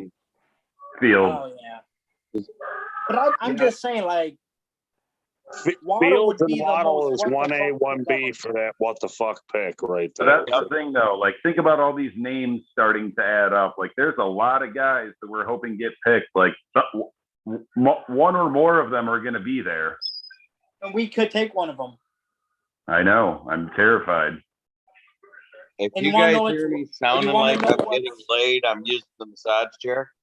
You want to know what's worse, Tom? The more I think about it, the more I am starting to think that we take Parsons at 7 if he's there. But I mean, as opposed to any of those wide receivers, that's not that bad. Nope. But I also think that if 'Cause like that's what if we were saying Chase's, before. You might not have been on the call, Andrew, but like I mean, obviously we're not trading down to 12 now, or maybe we do because Philly wants to move back up. We took Parsons at 12. I might be okay with that. Yes, I agree too. but here's the thing. You don't know because what if even though we think that the Bengals take Chase, I mean, just because the quarterback for the Bengals wants Jamar Chase doesn't mean that they're gonna do it. I mean, the organization could say, The "Listen, Bengals are dumb as hell if they don't take an O lineman. Hey, how about this? I said that too." How about this for a what the fuck pick? What if Michigan trades back for extra picks and that tackle Darrisaw is there, but they reach and take Mayfield out of Michigan? You said Michigan. I knew what you meant. Yeah. You got the third. We trade back. You got the third best tackle there in Darrisaw, and they reach and they take Jalen Mayfield out of Michigan. That'd be a what the fuck pick to me. That'd be bad, but I mean, like I said, like the difference between the third and fourth O lineman is probably not that great. Yeah, but I mean, I hey, would be.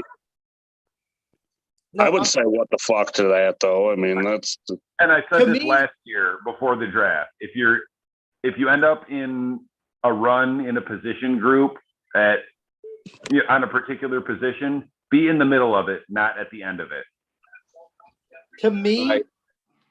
the what Like the some fuck- team that thought they were going to get one of those top 3 guys, and then the last one go, like whoever it is, someone down in the mid-teens that thought, Devontae Smith or somebody was going to drop to them, and they go the pick before them, they'll be the ones that reach for that fourth guy. It happened last year with O linemen and wide receivers. Didn't Henry Ruggs go in the top 10? Yes, he did. Yeah, to the Raiders. That was fucking awful. Only the Raiders would not learn their lesson from Darius Hayward Bay and then take Henry Ruggs. Hey, Yeah. Dom, Yeah, You wanna know what would be the worst what the fuck pick ever? If we took Quiddy Pay at 7. there's no way he goes that high. You never No know. way. No way. And it But still would not be as bad as taking Charles Rogers second overall. But I also think that the most what the fuck pick, in my opinion, would be Jalen Waddles at 7, because we know his injury history. We know how good he's gonna be, and that's not good. And if we still he take might him be at good. 7, Sometimes guys get hurt in college and shake it off. It's just not a smart pick for us whatsoever. Considering our luck with using high draft picks and guys with Okay, well, all right. Let's think about this. Since more than anything else, outside of the O lineman, because we don't really want Pitts there. We just want him as opposed to the wide receivers, right? Yeah. Yes. well, okay, yes, Same deal with Parsons. How far would we have to trade down to be comfortable with taking one of those wide receivers? Around the wouldn't be same hard. place, the I'd team. be happy at 9. I'd be happy at 12. I'd be happy at 15. Ew, no. I mean, I'll take Chase at 9. he's I not don't gonna think be Chase that is high. gonna get down there. Probably not. I don't. If let me tell you something, Dom. If Jamar Chase is there at 7, I guarantee we take him. We can't pass on him because he would be. He's at We can- prize at 7. We can if one of those top offensive tackles is there. What if we take Chase and we pass on the lineman though? You never think about that. They might or could do that, but I don't know. I wouldn't recommend it. So I mean, that's I mean, help Goff being protected. It doesn't matter who he's throwing to, Andrew. That's the point. I mean, no, I understand, but I'm saying this is Detroit we're talking about, where you say we don't take a wide receiver and then we do. Also basing this off of past regimes that have no track record of drafting all pros and pro bowlers. Okay. Here's I what understand. jumps out about Jamar Chase. He lacks great size and athletic ability. He was always in the most talented and well-designed offense in the country. Yep. Lacks That's upper true. tier athletic ability. that's accurate. The thing that's bothering me is I'm not seeing the pro comparisons like I was. Like, I want to see what his pro comp is. I heard it was Steve Smith. I heard that it He's was bigger than Steve Smith, though. They were comparing Devonta Smith from Alabama to Marvin Harrison. That's No interesting. way. But who knows about Marvin Harrison? He played with a Hall of Fame quarterback his whole career. True. That's a good point. I mean, it's apparently from what I'm reading. What Okay. if- I have Chase has a really good hands. hypothetical. Who here thinks that Andrew Luck was a better quarterback than Matthew Stafford? ooh.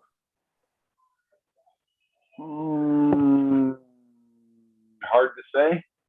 Hard to Opposed say, to 'cause what? Due to the teams that they ended up with, I mean, I say I'm yes. just talking about apples to apples, just quarterback play. I think I say- Stafford I was say better yeah. than Luck. I think Believe it or Luck. not, if Luck could have played as long as Stafford, they'd have almost the exact same completion percentage, QBR, and touchdowns. the I one think Luck is thing- better. Okay. He was a 65.2 completion percentage. His QBR overall was just under 90. The one thing Luck had that Stafford never really had is he had better weapons around him. No, he didn't. No, You No, he think didn't. Stafford How had can you better? say that? Name the top three top 4 wide receivers that Matt Stafford has had in his career. No, I said that the thing that made Melvin, Luck so Golden good. Tate, I'm saying that the thing that made Nate Luck so Burleson. I good. don't know. Galladay and I don't know. Marvin I'm saying- Jones, Nate Burleson. Yeah. Okay. Yeah. No, not Burleson. It's Calvin, Golden Tate, Marvin Jones, and Galladay. But I'm saying that what made Andrew Luck so good is the weapons he had around him. That's what I'm saying. No. The one thing that I like Marvin Stafford, Harrison was already retired, was he not? pretty sure he Marvin was. Harrison was not there with Andrew Luck. It was Reggie Wayne.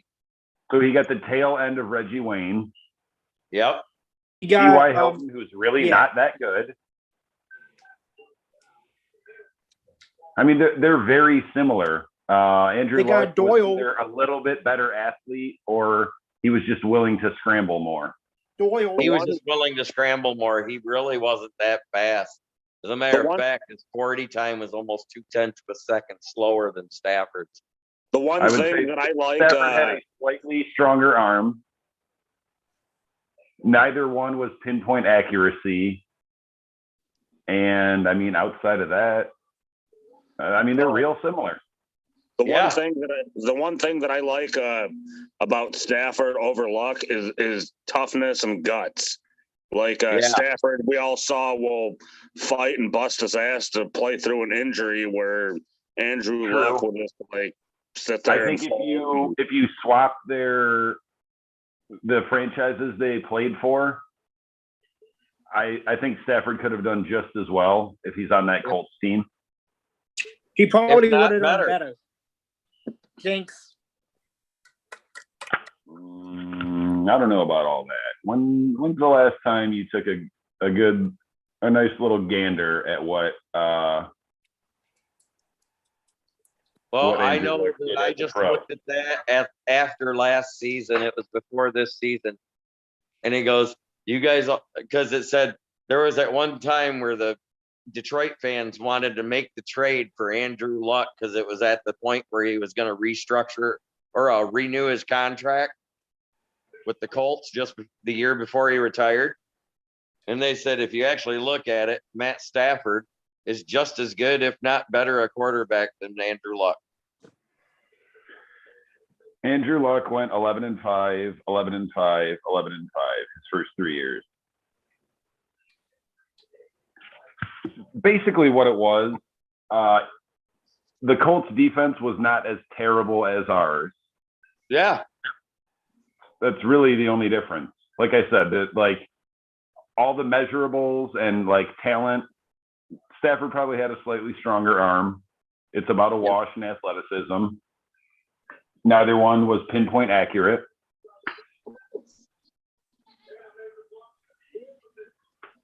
You know what the funny thing is? What? The year before both of them were drafted, the Polish Rocket got starts for both of those teams. But Orlovsky got 1, maybe 2 wins before the year before Luck got drafted, whereas he could not win a game for us. Right. The Polish Rocket. The other thing that's crazy is Just right. Luck retired. Like they finally put that, like they finally got an O-line and finally made their defense better. And then Andrew Luck got that serious injury and just said, fuck it, I'm done. I get it. I would guess that they're, I don't know, maybe Stafford is better. I'd love to see them swap franchises because their O-line was better. It had to have been because ours was terrible. Their defense was Ours better. isn't that bad. I don't know about all that, but You're wrong. okay. Our O-line isn't 2014, terrible. we both made the playoffs. Who had the better year? Luck. Probably pretty similar. Yeah. They were very similar. 61%, 4,700 yards, 40 TDs, 16 picks. What about John? What did I just say? Our defense was better that year. 4,700 yards. 4,200 yards, 60%. He only had 22 touchdowns and 12 picks. We didn't have any sort of run game that year, did we? Not really. 2014? Are you talking about 2014? Yeah. No, that we was sure the year did. Reggie Bush ran for 1,000 yards. It was not. It must have been the following year. Reggie Bush got hurt that year. Only played 11 It was games. 2013. Joique Bell led the team with 860. Who was our It was receiver? 2013, Golden last time we Tate. had a decent running game.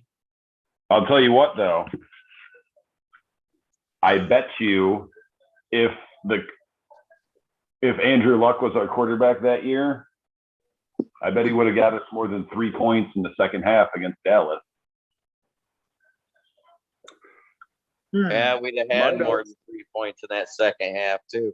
People want to, maybe we got 6 at the most. People want to blame that on the flag. Like, yeah, that was a momentum shift, but you didn't play well enough in the second half. Took away a field goal. 100%, it took away at least a field goal, which would have had us up by 8 points. That'd have changed that game. Even though in free agency we signed Jamal Williams away from the Packers, would you guys mind, or what would you guys' thoughts be if they decided in the late rounds to take another running back, a third? I would running not be. I would not be upset by that. Oh, they need to, because I don't think. I mean, who else is on the roster, and B, who else is on the roster that they're actually going to keep outside of Swift and Williams. Maybe Carry Carry On. Gone. Maybe Carry On. No, what for? The only reason he got snaps last year was because Swift sucks in pass blocking. Yeah. I was so happy when I found out Jamal Williams is a fucking sweet pass blocker. Heck yeah.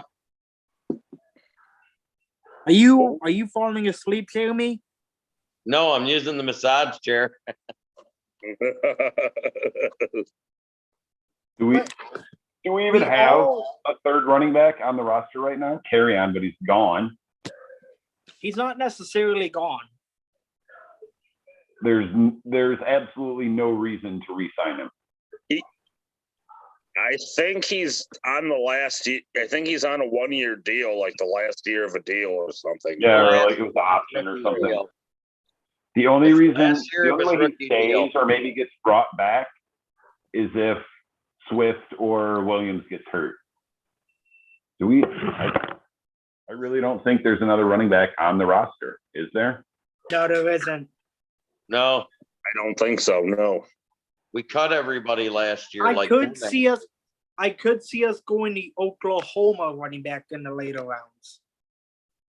Stevenson, Hubbard, or Ramondre. Stevenson. Ramondre. That's what I'm thinking of. Yeah. The fuck old is this shit? It still says fucking Bo Scarborough. Did we bring him back? No, he's on Seattle, I think, or something like that. No, but ESPN never updates their shit. How about NFL.com?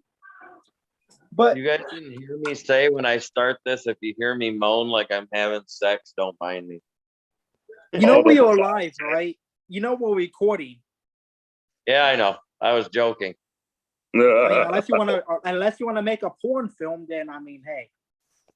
Hey, I almost shaved all this off and went with the 70s porn stash. no, I kidding, could see get out of the way. I'm bringing back the Ron Jeremy look.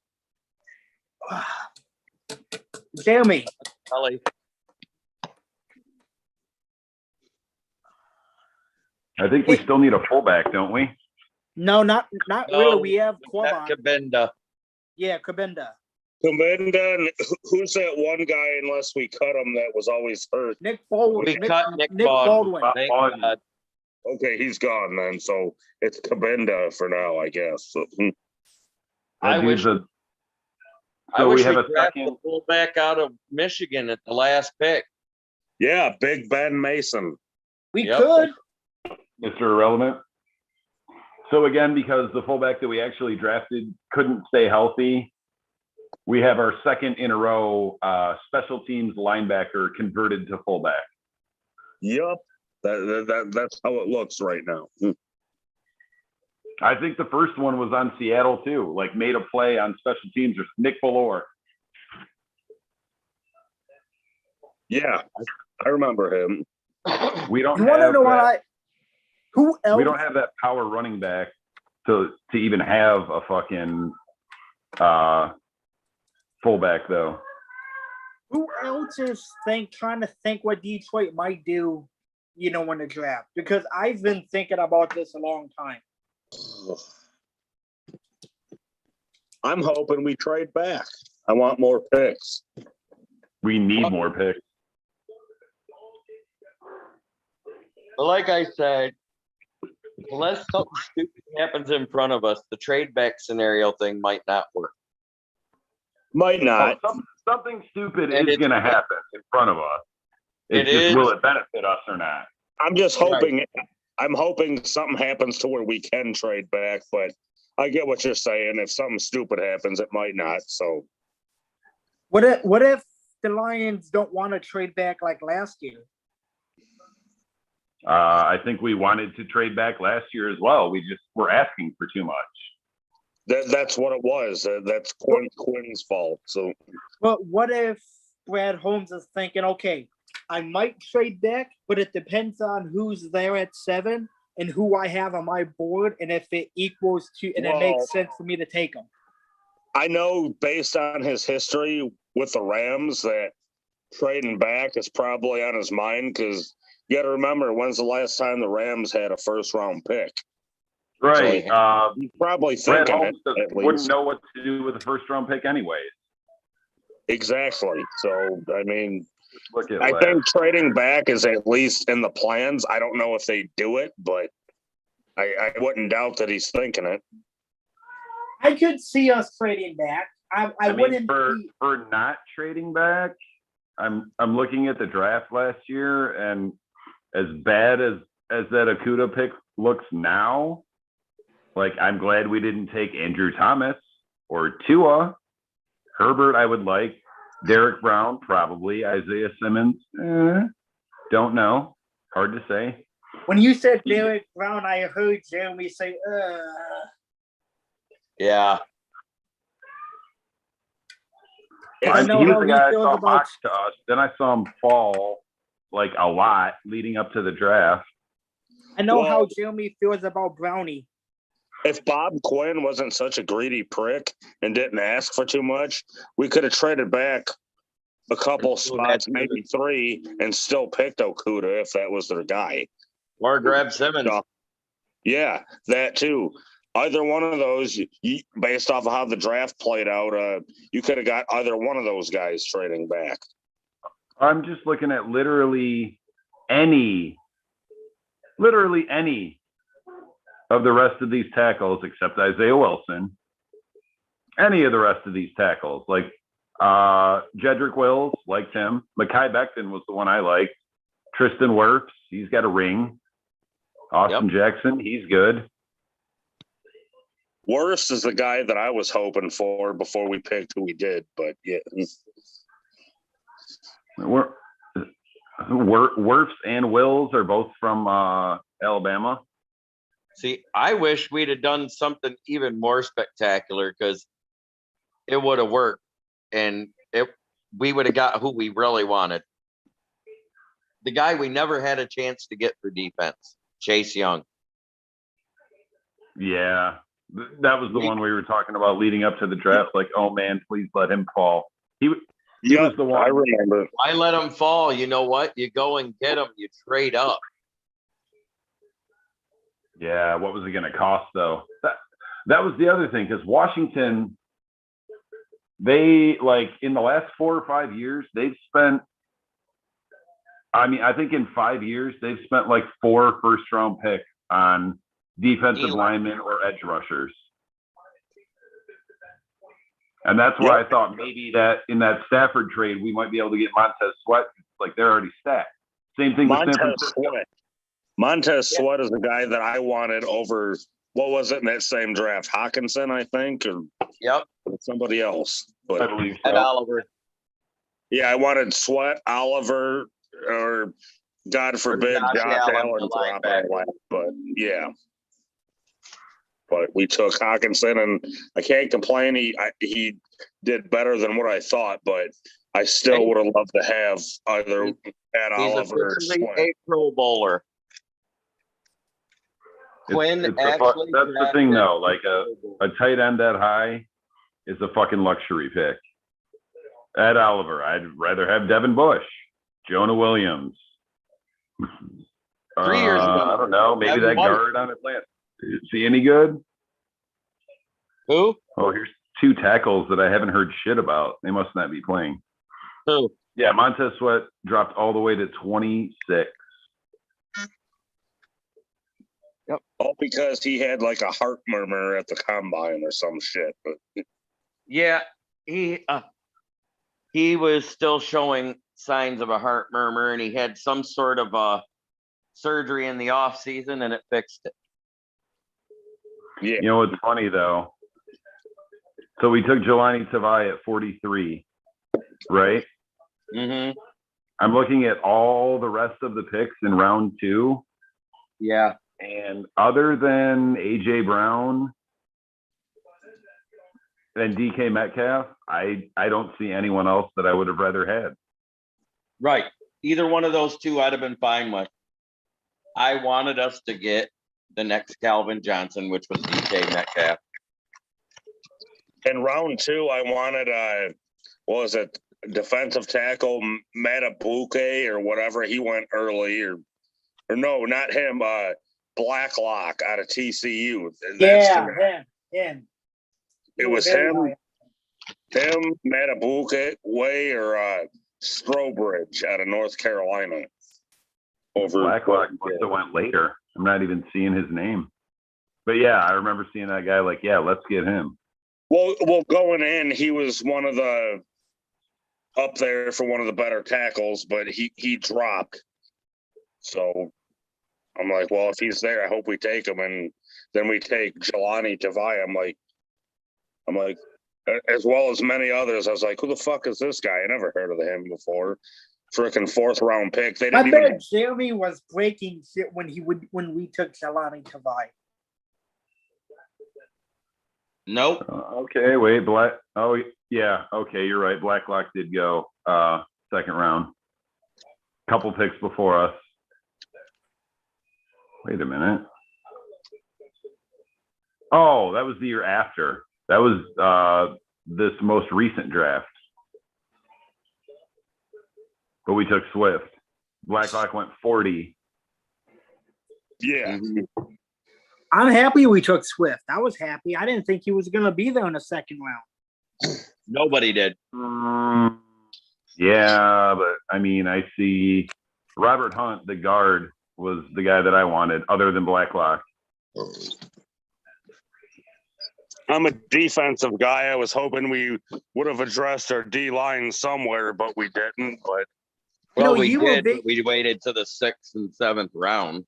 yeah, You were very pissed, Stan, when we didn't address our D line for 3 straight years. well, yeah, That dude from Penn State went a couple picks after Swift as well. That Gross Matos dude.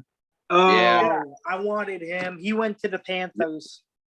yep. That's another guy I wanted. I'm like, what the fuck? He's there, and we passed on him. Well, damn it. Yeah. Also AJ Espenza from like Iowa. I wanted him too. He was falling. Raekwon Davis also still there. I EJ wanted Dillon, him. maybe not that high. I mean, I would have rather. That was the thing. I wasn't like super mad about the DeAndre Swift pick, but I was like, there's other guys later on. Well, AJ Dillon, Antonio Gibson, Who else? Zach Moss, I like. That's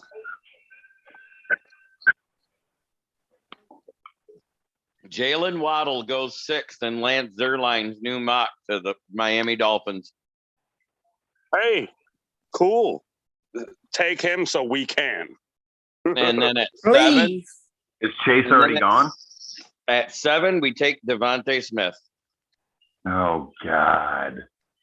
I mean, I just saw that starting to pop up again because like months ago, I was seeing Smith like frequently, and then he had kind of disappeared, but now he's back in the mix, and it's like no. I'm praying that Jamar Chase falls to 7 now. So we take him instead of Smith. Okay, the least of three evils. I mean, I'd rather have Chase than Smith or Waddle. Yeah, Mm-hmm. Smith he's the wide receiver version of TJ Hawkinson.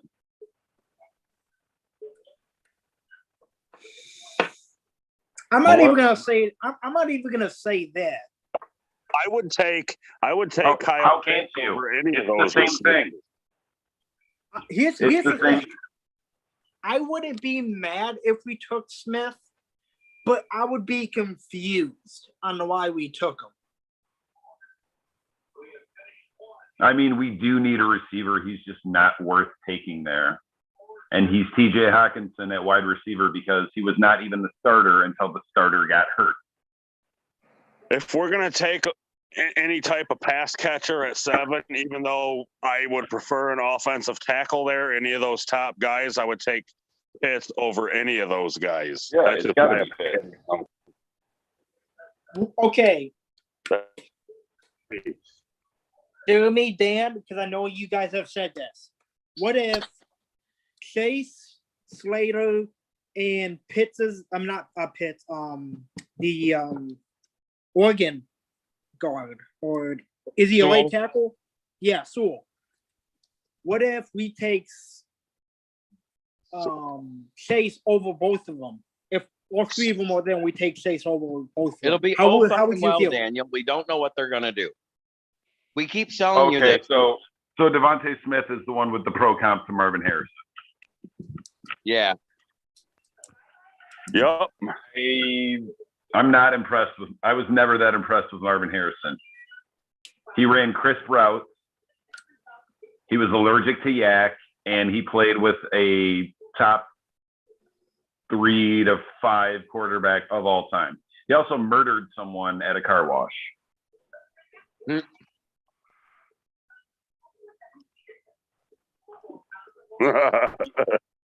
He's another one of those ones like Devontae Adams. Like you can't fully sell me on Devontae Adams until he goes somewhere else or it's the post Aaron Rodgers era. Well, here's the thing.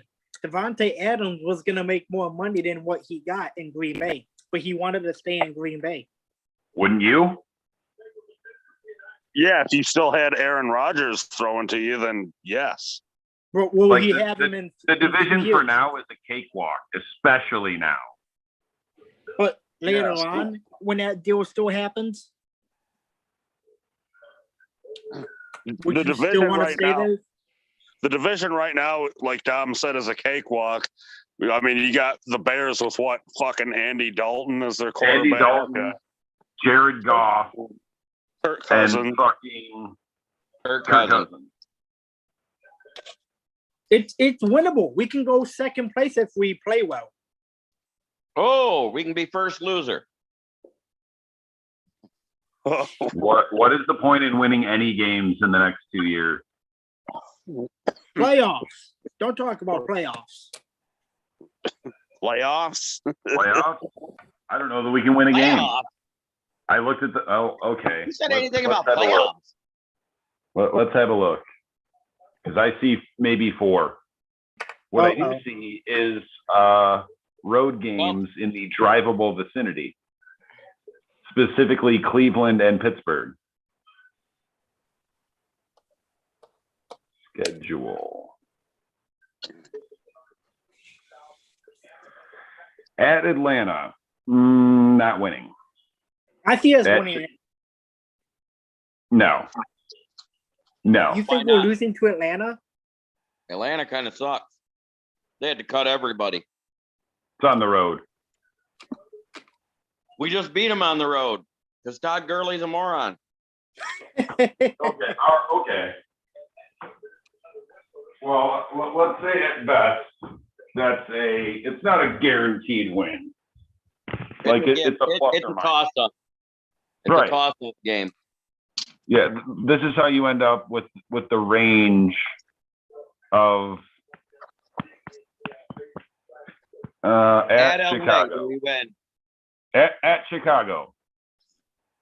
Could win. Like, can we call that a win? We could win. I'm not going to call it a win. Okay, so plus minus. At Cleveland, we're not winning. We could That's a beat loss. Cleveland. No, we No, won't. We can't. Chicago, also a plus minus. Yep. That's a toss up. Green Bay at home. We We could beat could Green win Bay. that. We could beat Okay, Green that's Bay also in a our plus house. minus. At home against Minnesota, same deal, We right? could beat Minnesota. They're not that good. We could. Hang on. Let me get back to it.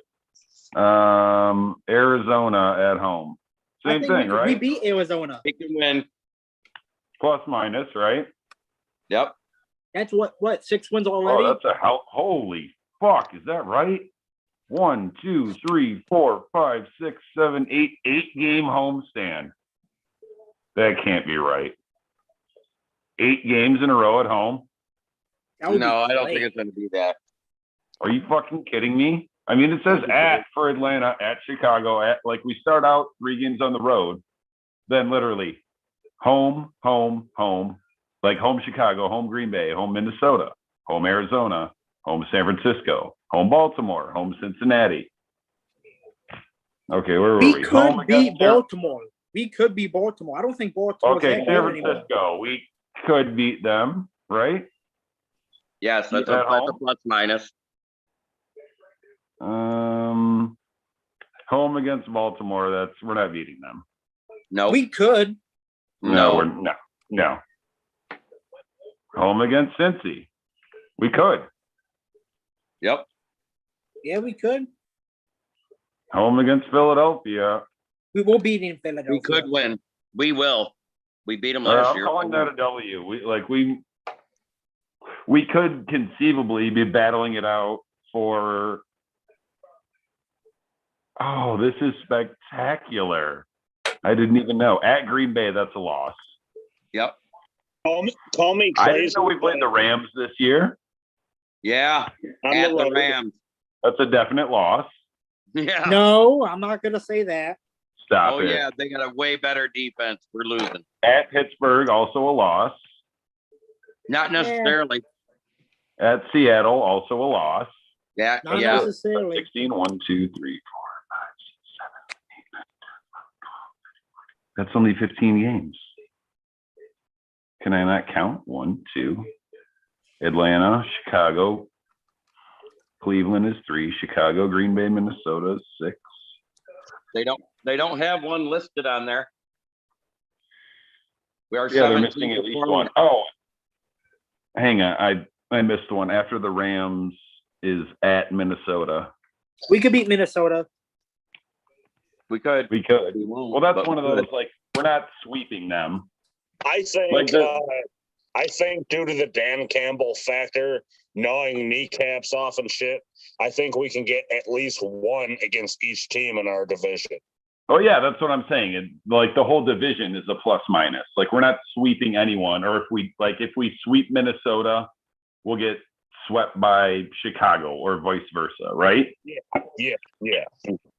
So What if we there's sweep literally, both from what we Minnesota and said, Chicago? the only team we think we're for sure beating is Philadelphia, right? Oh, Definitely. 100%. Too many And of these are plus I think minus. we beat Atlanta. We beat them last year. Okay, call that a win. Well, that's I think we two could wins on post your a lot of- schedule. and a lot of plus minuses. So 8-2. If we win 6 games, it's a success in a way, I would think. I'm if saying we that I think we could win 6, 7, 8 games at at best. What if we win 9 to 10 games?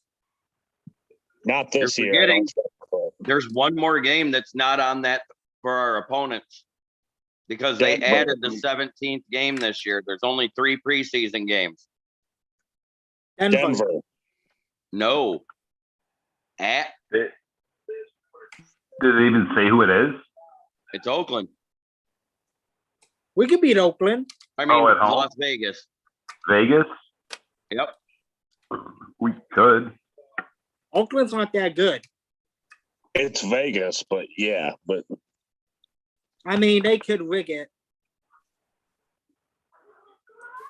Well, let's say we potentially go 3-3 in the division, and we beat Philly and we beat Atlanta. There's your 5 wins. Anything more than that is a success. I I think said all along, if we at least match last year's and not be a bottom basement defense, it's a win. How many wins do we have last year? 4? 5. 5. So, 5. I think we can go at least 8 and 8. We Put me in a could. homer. Be realistic. We had the 32nd defense in scoring overall. I think we get at least 1 win against each team in the division because we play them twice, and we can get maybe an additional 2, maybe 3 after that. So Okay, so that's 5. 7 wins. Cleveland, Baltimore, the Rams. Wait, Cleveland, Baltimore. Could we beat Baltimore? Rams, yeah, that's 4 for sure losses. I think So we you could beat got Baltimore or 9. Cleveland. Team 8. Wait. I think we sweep Chicago this year. Well, then we'll get swept by Minnesota. We're not winning I more don't than think that'll 3 happen in the division. either. We're I don't not think winning more that'll than 3 happen games either. in the division. We're not. We won't. I Unless, think we'll split like, with maybe Minnesota. we We'll beat. sweep. But the other thing is, we don't play Green Bay late enough in the season for them to have the division locked up to sit Rodgers. Because like we could beat them early in the year, and then maybe beat them at the end of the year if Rodgers is sitting. Off that schedule you just looked at, who's our last game this year? Vegas or Seattle. Seattle or Vegas? Okay. We could beat Seattle. I think we could beat Seattle. We're not beating Seattle on the road. Please stop. Seattle's going to smoke us. We could potentially beat Vegas, possibly. I'm not guaranteeing that, but we could beat them. So, Well, that's one of the. So there's 1, 2, 3, 4. There's 4 winnable games outside the division. That's it looks like 8, like maybe 7 maybe wins. 5. Like if we split the division and we beat Atlanta and Philly, there's 5 wins. Your 4 for sure losses are at Cleveland, Baltimore, the Rams, and Seattle. Oh wait, and Pittsburgh. 1, 2, 3. I No, that's think just we 4, can right? beat Pittsburgh. I'll argue on that one. I think we could beat. Only if Cleveland. we go.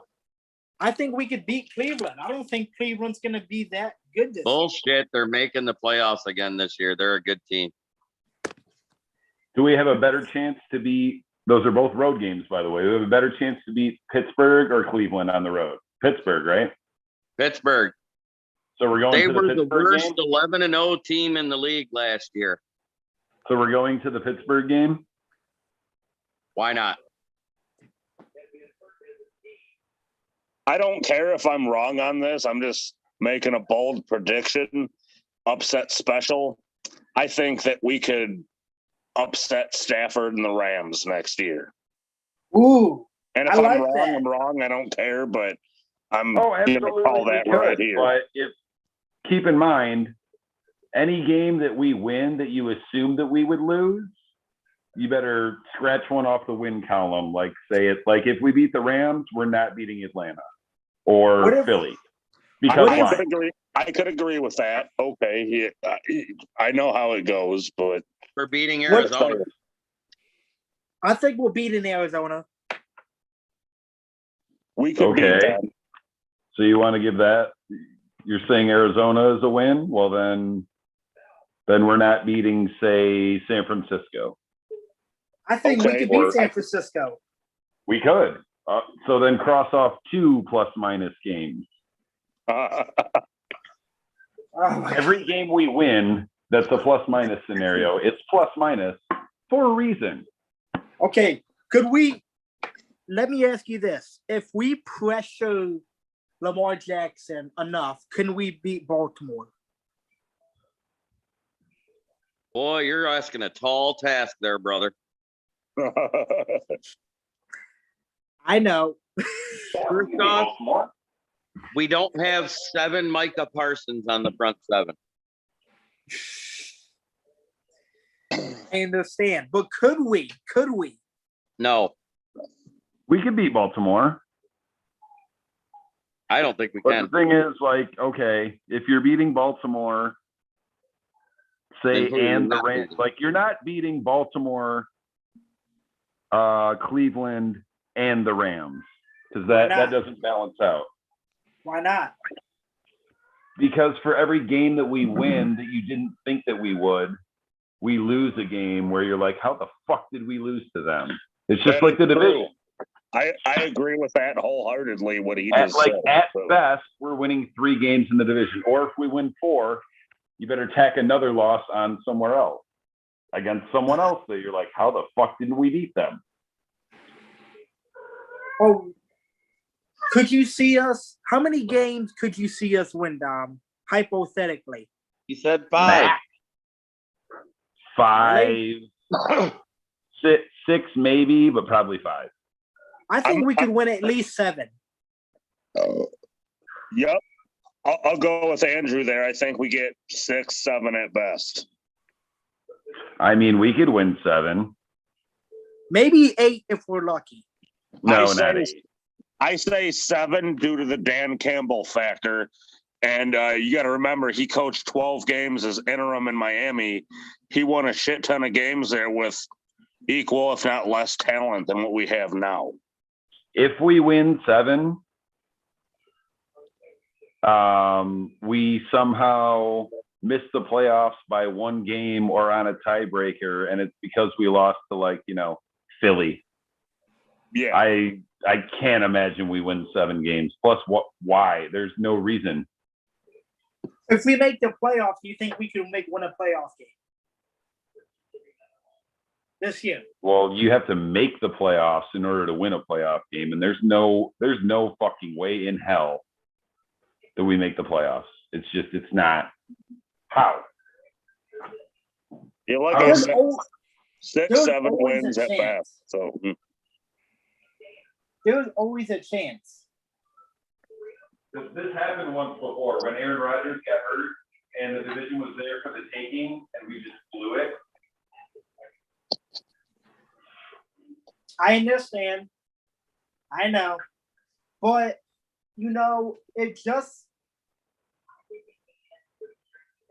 it just feels like that this regime could be unexpected to a bunch of teams, or people in general, or fan bases. Well, wait, they added another wild card team now, right? Yeah. So 3 it's wild 4 cards. division winners and 3 wild cards. Yes. How in the hell do you figure either by record or by tiebreaker? How the fuck could we possibly be the 7th best team? I'm.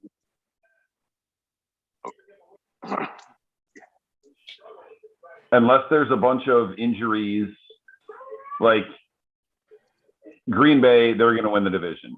Minnesota, they're better than us. There's two. I don't know about that. The East, yeah, there's only one team coming out of the East.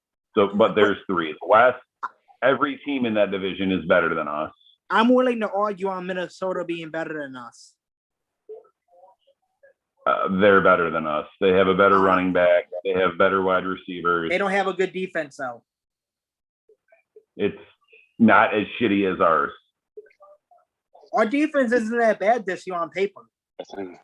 If by some miracle that it's between us and Minnesota at 7 wins and we've got the tiebreaker over them because we either swept them or I can't remember how that second tiebreaker works. It's either like conference record or record against similar opponents. No way in hell we make the playoffs. And what for? I don't think we're making the playoffs, but my prediction is like 6-7 wins at best. Here's the thing. Here's the 6. thing. 7 would be a success. Yeah. Tom, let me say this. I'm giving You it say success. we don't make you we don't have you say we don't have a chance to make the playoffs, but when you look at our coaching staff, we have one of the most accomplished coaching staffs that we could ever put together. You don't think that coaching staff could lead us into the playoffs? No, what we have is a bunch of guys that have never had that job and then older guys ready to take over when those guys get fired. And that's actually, Andrew, that's legitimate right there because the two guys at the top, Holmes and Campbell, well, Holmes has never been a GM before. Campbell was in the league for a cup of coffee, 12 games. So if those two guys shit the bed, you got John Dorsey taking over for GM and potentially Anthony Lynn as head coach, unless he leaves for another job after a couple years. But yeah. Maybe I'm drinking a Kool-Aid a little bit. You know what's funny? Guess what the over-under is on wins? What? 6.5. So about 7 if you round it up. 6-7. I gave a range 6-7. So I'm going that we may. This might be a little bit too bold. I mean, think I'd we be can make happy the- with 6. I think we can make the playoffs. No way in hell. I don't buy that, but I appreciate your opinion on the matter, Andrew. So And why? What do you want to make the playoffs for? To win a playoff game. So you think you're gonna beat the best team that didn't get a bye? Oh no, wait, there's only one team gets a bye. We could beat a wild card team, yes. I mean, I'm not gonna lie. If we did happen to make the playoffs and then played the Rams and beat them, that'd be awesome. Oh, definitely. Because we had their first round pick. There's no reason and very little possibility that we make the playoffs. If there is, are you going to be happy? I think there's a slight chance we could upset the Rams in the regular season just because I called it. But if we meet them in the playoffs, I think they beat the shit out of us. But that's just me. At By least 60. Let me ask you this. Could we beat Seattle on the road? Nope. On paper, no. I don't we don't think play that- on paper. It's not about on paper. We can't beat them, period. Seattle has maybe the best home field advantage in the entire NFL. Okay, I'll agree with that. However, if they already have the division locked up, which I don't see, but if they're locked into their playoff position and they don't start Russell Wilson, then maybe. If Russell Wilson's hurt or sitting, maybe. You don't think we could beat Russell Wilson if he's playing? Fuck no. I like the way you said that. I think we could. Let me tell you something. I think we could beat the Rams because Jared Goff knows the system.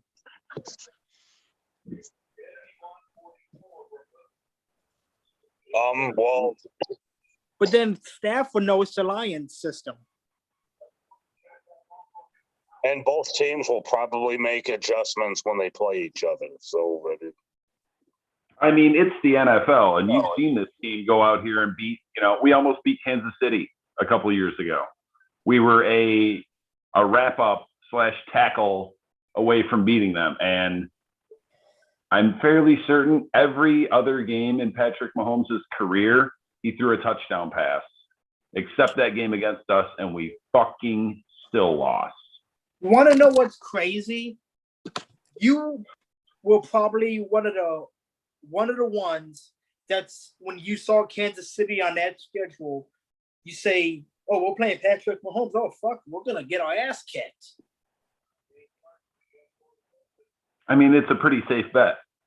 But we had a chance to win. Now, why didn't we win? Because Matt Patricia. Because we don't know how to win, because we don't win close games, because the refs and the league and the powers that be make sure that we don't win games. Or was it the coaching staff that made it sure we didn't win the games? No, it was because we didn't tackle that dude, at the 2-yard line. But scheme, lack of talent that the former regime brought here. We don't win close games. And yes, that's true. We don't win the close ones. So, But that's a conflagration of things. It's because we don't know how to win close games, and the league makes sure that we don't. let me ask you a question, That Dom. was 2019, correct? Dom. Because if you think about it, when you look at this coaching staff, even though it's inexperienced and we don't know what they're going to do the first year, of course, on paper, we might have one of the most experienced coaching staffs in the NFL. Could you see us winning? But we also we're going to have a mostly talent deficient and super young team. Like I expect, and that's why we might get to 6 or 7 wins, because we're going to have a bunch of young, hungry players. We might will our way to a win, or Or the playoffs. No, and no. Come on, Dom. Don't you want to win a playoff game this year? Sure, but this isn't the year to do it. Yes, it is. Every year is the way to do it. You got to shock the world. You got to prove everybody that this is the new regime that's going to work. If we had a little bit more talent and Matt Stafford still, like what team was it? When we lost to Seattle in the playoffs, that team. When was that? 2016.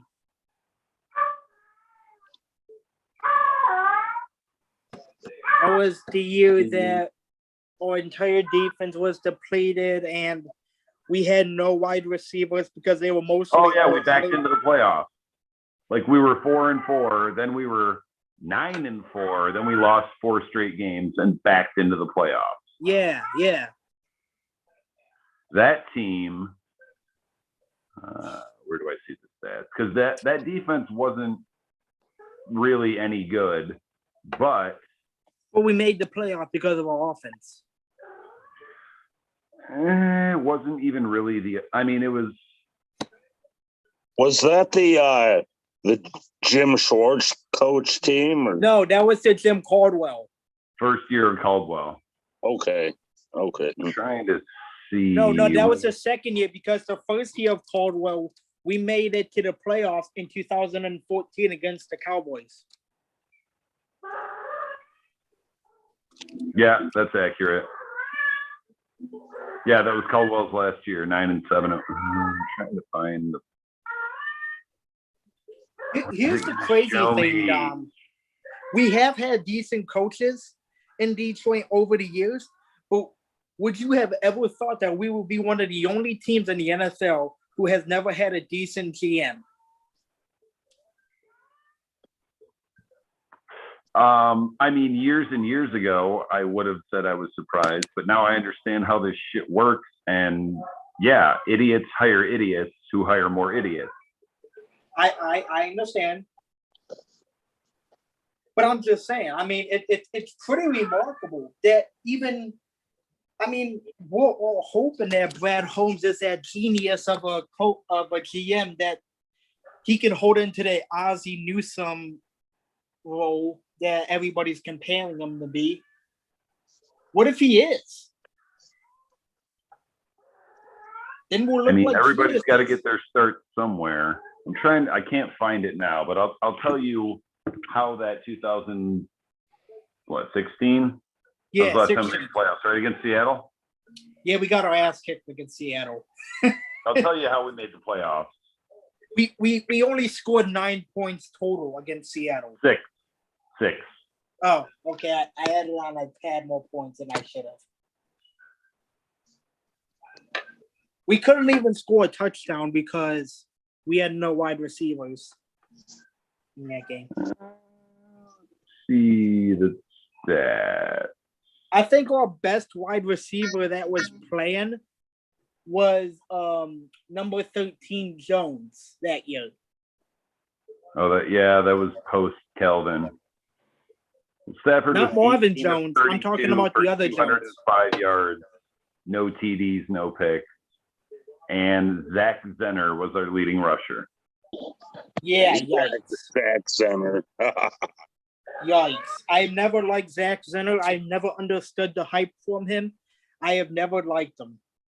Penguin feet? It used to bug the crap out of me when Lion fans would always say, "Yay, we re-signed Zach Zenner." I'm like, what the fuck? I'm like, am I missing something? I'm like, you guys are acting like he's the next Babe Ruth. That was pretty sweet. The season that we cut him, and then the last game that we played against the Packers, or like at some point before that, we re-signed Zenner, and he rushed for close to 100 yards against the Packers as we kicked their ass towards the end of the season. But I thought that was pretty right. But you I want to know must what's be crazy? misremembering. You want to know what's amazing? I might be one of the only Lion fans that wasn't a Zach Zenner fan. Oh, I wasn't. And that's I mean- fan, and that's cool. Like I wasn't his biggest supporter either, but he did have a couple of good preseason games, and then, like I just mentioned, that one pretty sweet game where he showed up off the couch and almost rushed for 100 yards as we. Oh, against Dallas when we got whooped. Well, that, and then he helped us beat the Packers too. So.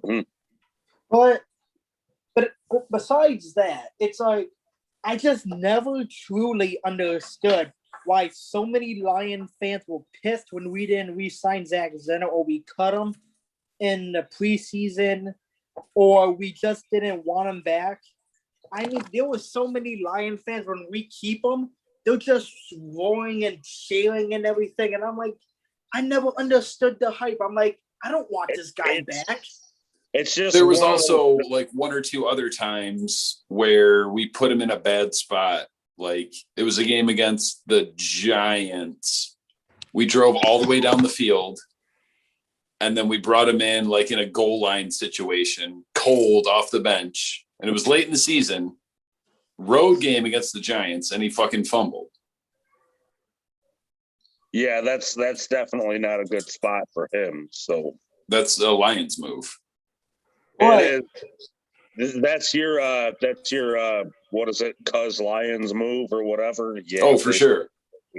But And I was thinking, I just looked, and so supposedly I'm not wrong, but I was thinking that 2016 team, I could have swore our defense was like pretty average, but had like a ridiculously good turnover differential. But I just looked and it said it was -1. So apparently that wasn't it. Maybe it was the What year did we make the playoffs against the Saints? 2009, No, it wasn't that far back. 2010. Hold was. on. It was Stafford's. It was like pre-young Stafford. It was like his really best young. year as a pro when he won Comeback Player of the Year. And I was like, I hope this is the best season he ever has. And then the Saints kicked our ass in the playoffs. Like bad. 2011. We could have beat the Saints that year too. That was the only one of those 3 playoff games where Stafford played well enough to win. No, he played well against the Cowboys No, he didn't. in the playoffs. I remember. Was it the season that Jim Schwartz? Okay, 2011. Our defense was not good, but we were 3rd in the league in turnover differential. San Francisco was plus 28, Green Bay plus 24. We were plus 11. What was the Actually, year? our defense was good. That was when that run defense was fucking sick. I remember one year. I want to say it was when we made the playoffs with Schwartz as our coach. I remember we got killed in the playoffs, and I want to say it was against New Orleans, but I could be wrong. But Yeah, that was 2011. yep, they like killed us. It was bad, but Like historically, that was one, like single season wise, that was one of the like 5 or 6 best run defenses in NFL history. No, that was against that. That was 14 when we lost to Dallas. and we lost to Dallas due to that BS Calvin Johnson rule or whatever. No, that was not against Dallas. That was that picked up pass interference because they called it and then they picked it up. That Gotcha, BS yeah. pass interference call. And then after the game, they showed Jerry Jones like in the party bus with some of the fucking referees. Yeah. That's, oh my God, that was, I don't know, but that's insane. That pissed me the fuck off. Because we had that game won.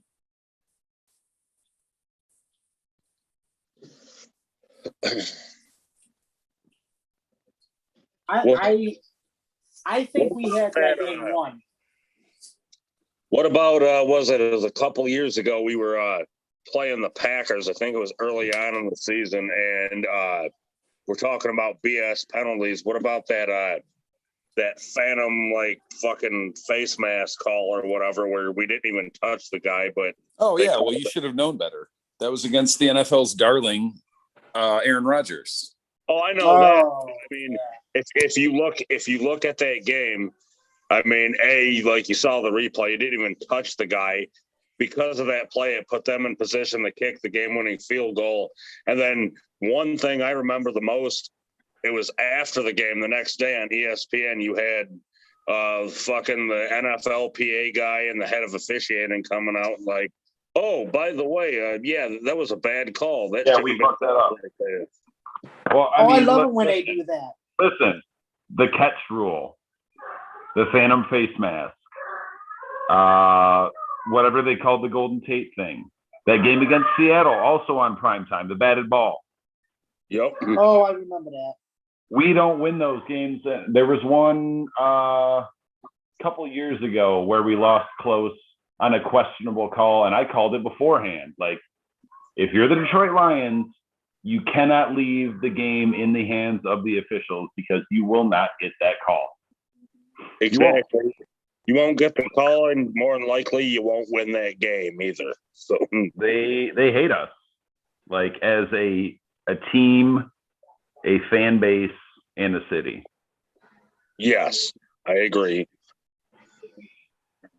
That game against the Saints, we couldn't stop a fucking gentle breeze, right?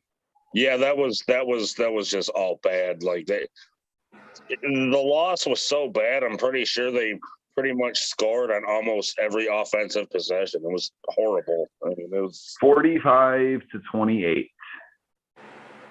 yeah. Our defense was shit in that game. We were actually up 14-10 at at halftime. Yeah, and then they blew it up in the second half. That was just a bad game.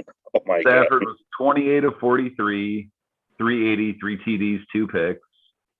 Oh, that was also the game when Calvin went over 200 yards. Drew Brees, unfortunately, was 33 of 43 for 466, 3 TDs, no picks. Yeah. They also ran it all over us. Did they have Kamara at the time, or was that? No, that Oh, was no, that Murray. was Murray. Pierre Thomas, Sproles, Wasn't it Chris Murray Ivory. too? Huh? Wasn't it Murray? Uh, No, it was before they had him too.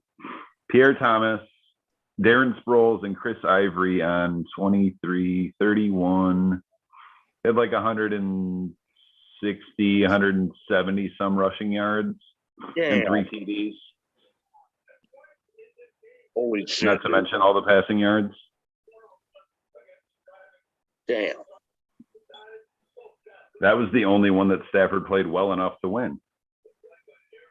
Holy shit, dude. Like that game against where'd it go? Dallas. Well, not great, but not terrible. 28 of 42 for 323, 1 TD, 1 pick.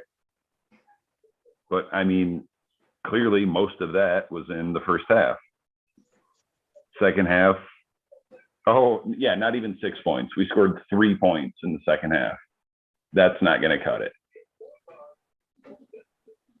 Yeah, that was just a horrible game right there. You want to know who was calling that game too?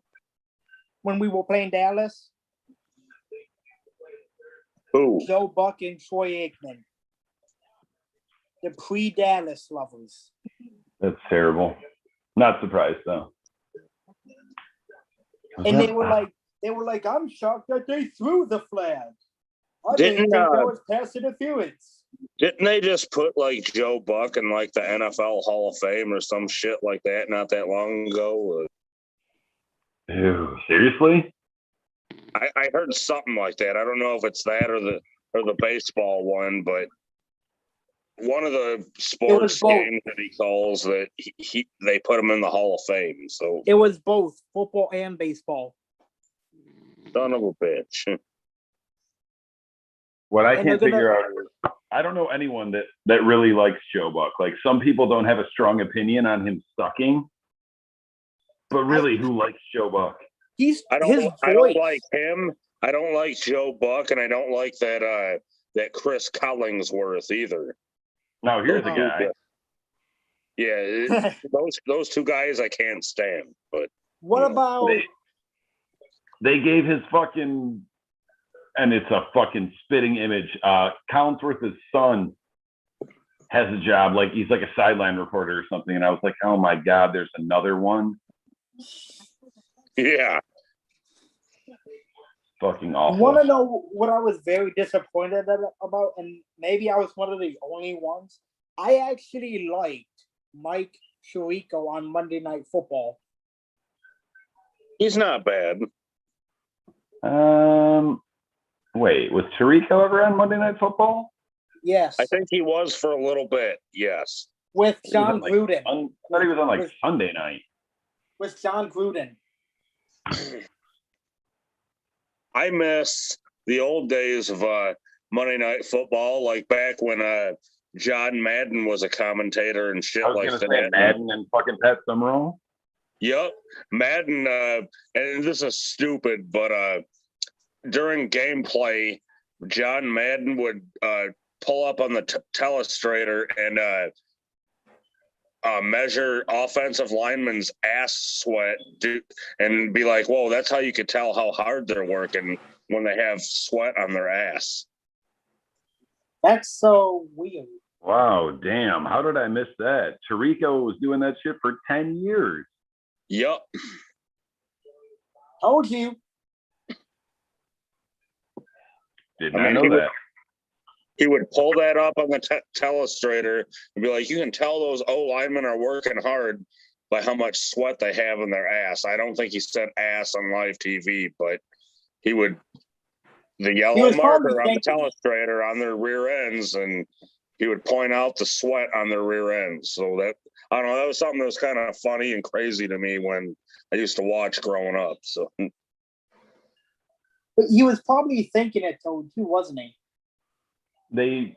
I mean, at this point, if they could get like a feed with, you know, no delay, they should just bring Madden back and let him do it like from his house or whatever. That's why he quit doing it. He got old and he was tired of traveling. Madden was one of my all-time favorite commentators, and I'm pretty sure he's a lot of other people's too. So I was kind of like mildly disappointed when we hired Spielman, because it meant he wouldn't do the play-by-play for any of our games. yeah, They would give him one or two like during the regular season, but he did all the preseason games, and like he would get pissed and be yelling in the booth.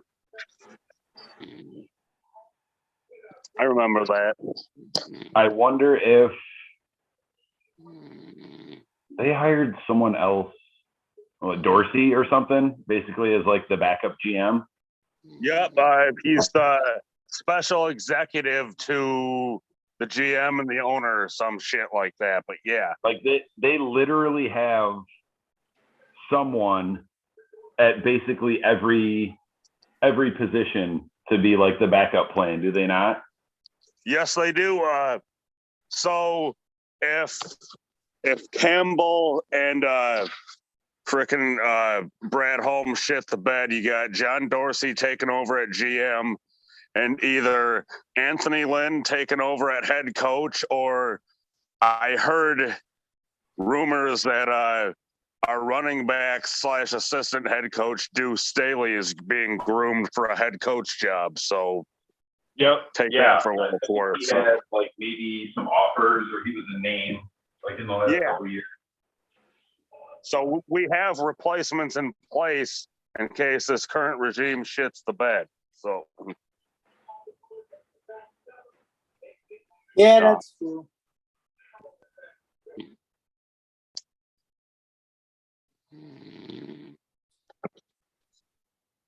Is Jeremy sleeping?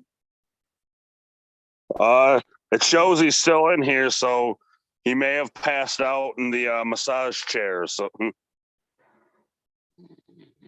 He did say that you don't be shocked if he falls asleep. right. But all right, y'all, like my phone's gonna die and shit, so I'm gonna get off this and end this feed. But it was nice talking to everybody. Oh Okay, man, for sure. want to do this tomorrow? Possibly. We'll see. All right. Have a good night, everybody. I'm out. Deuces. Yep. Deuce. All right.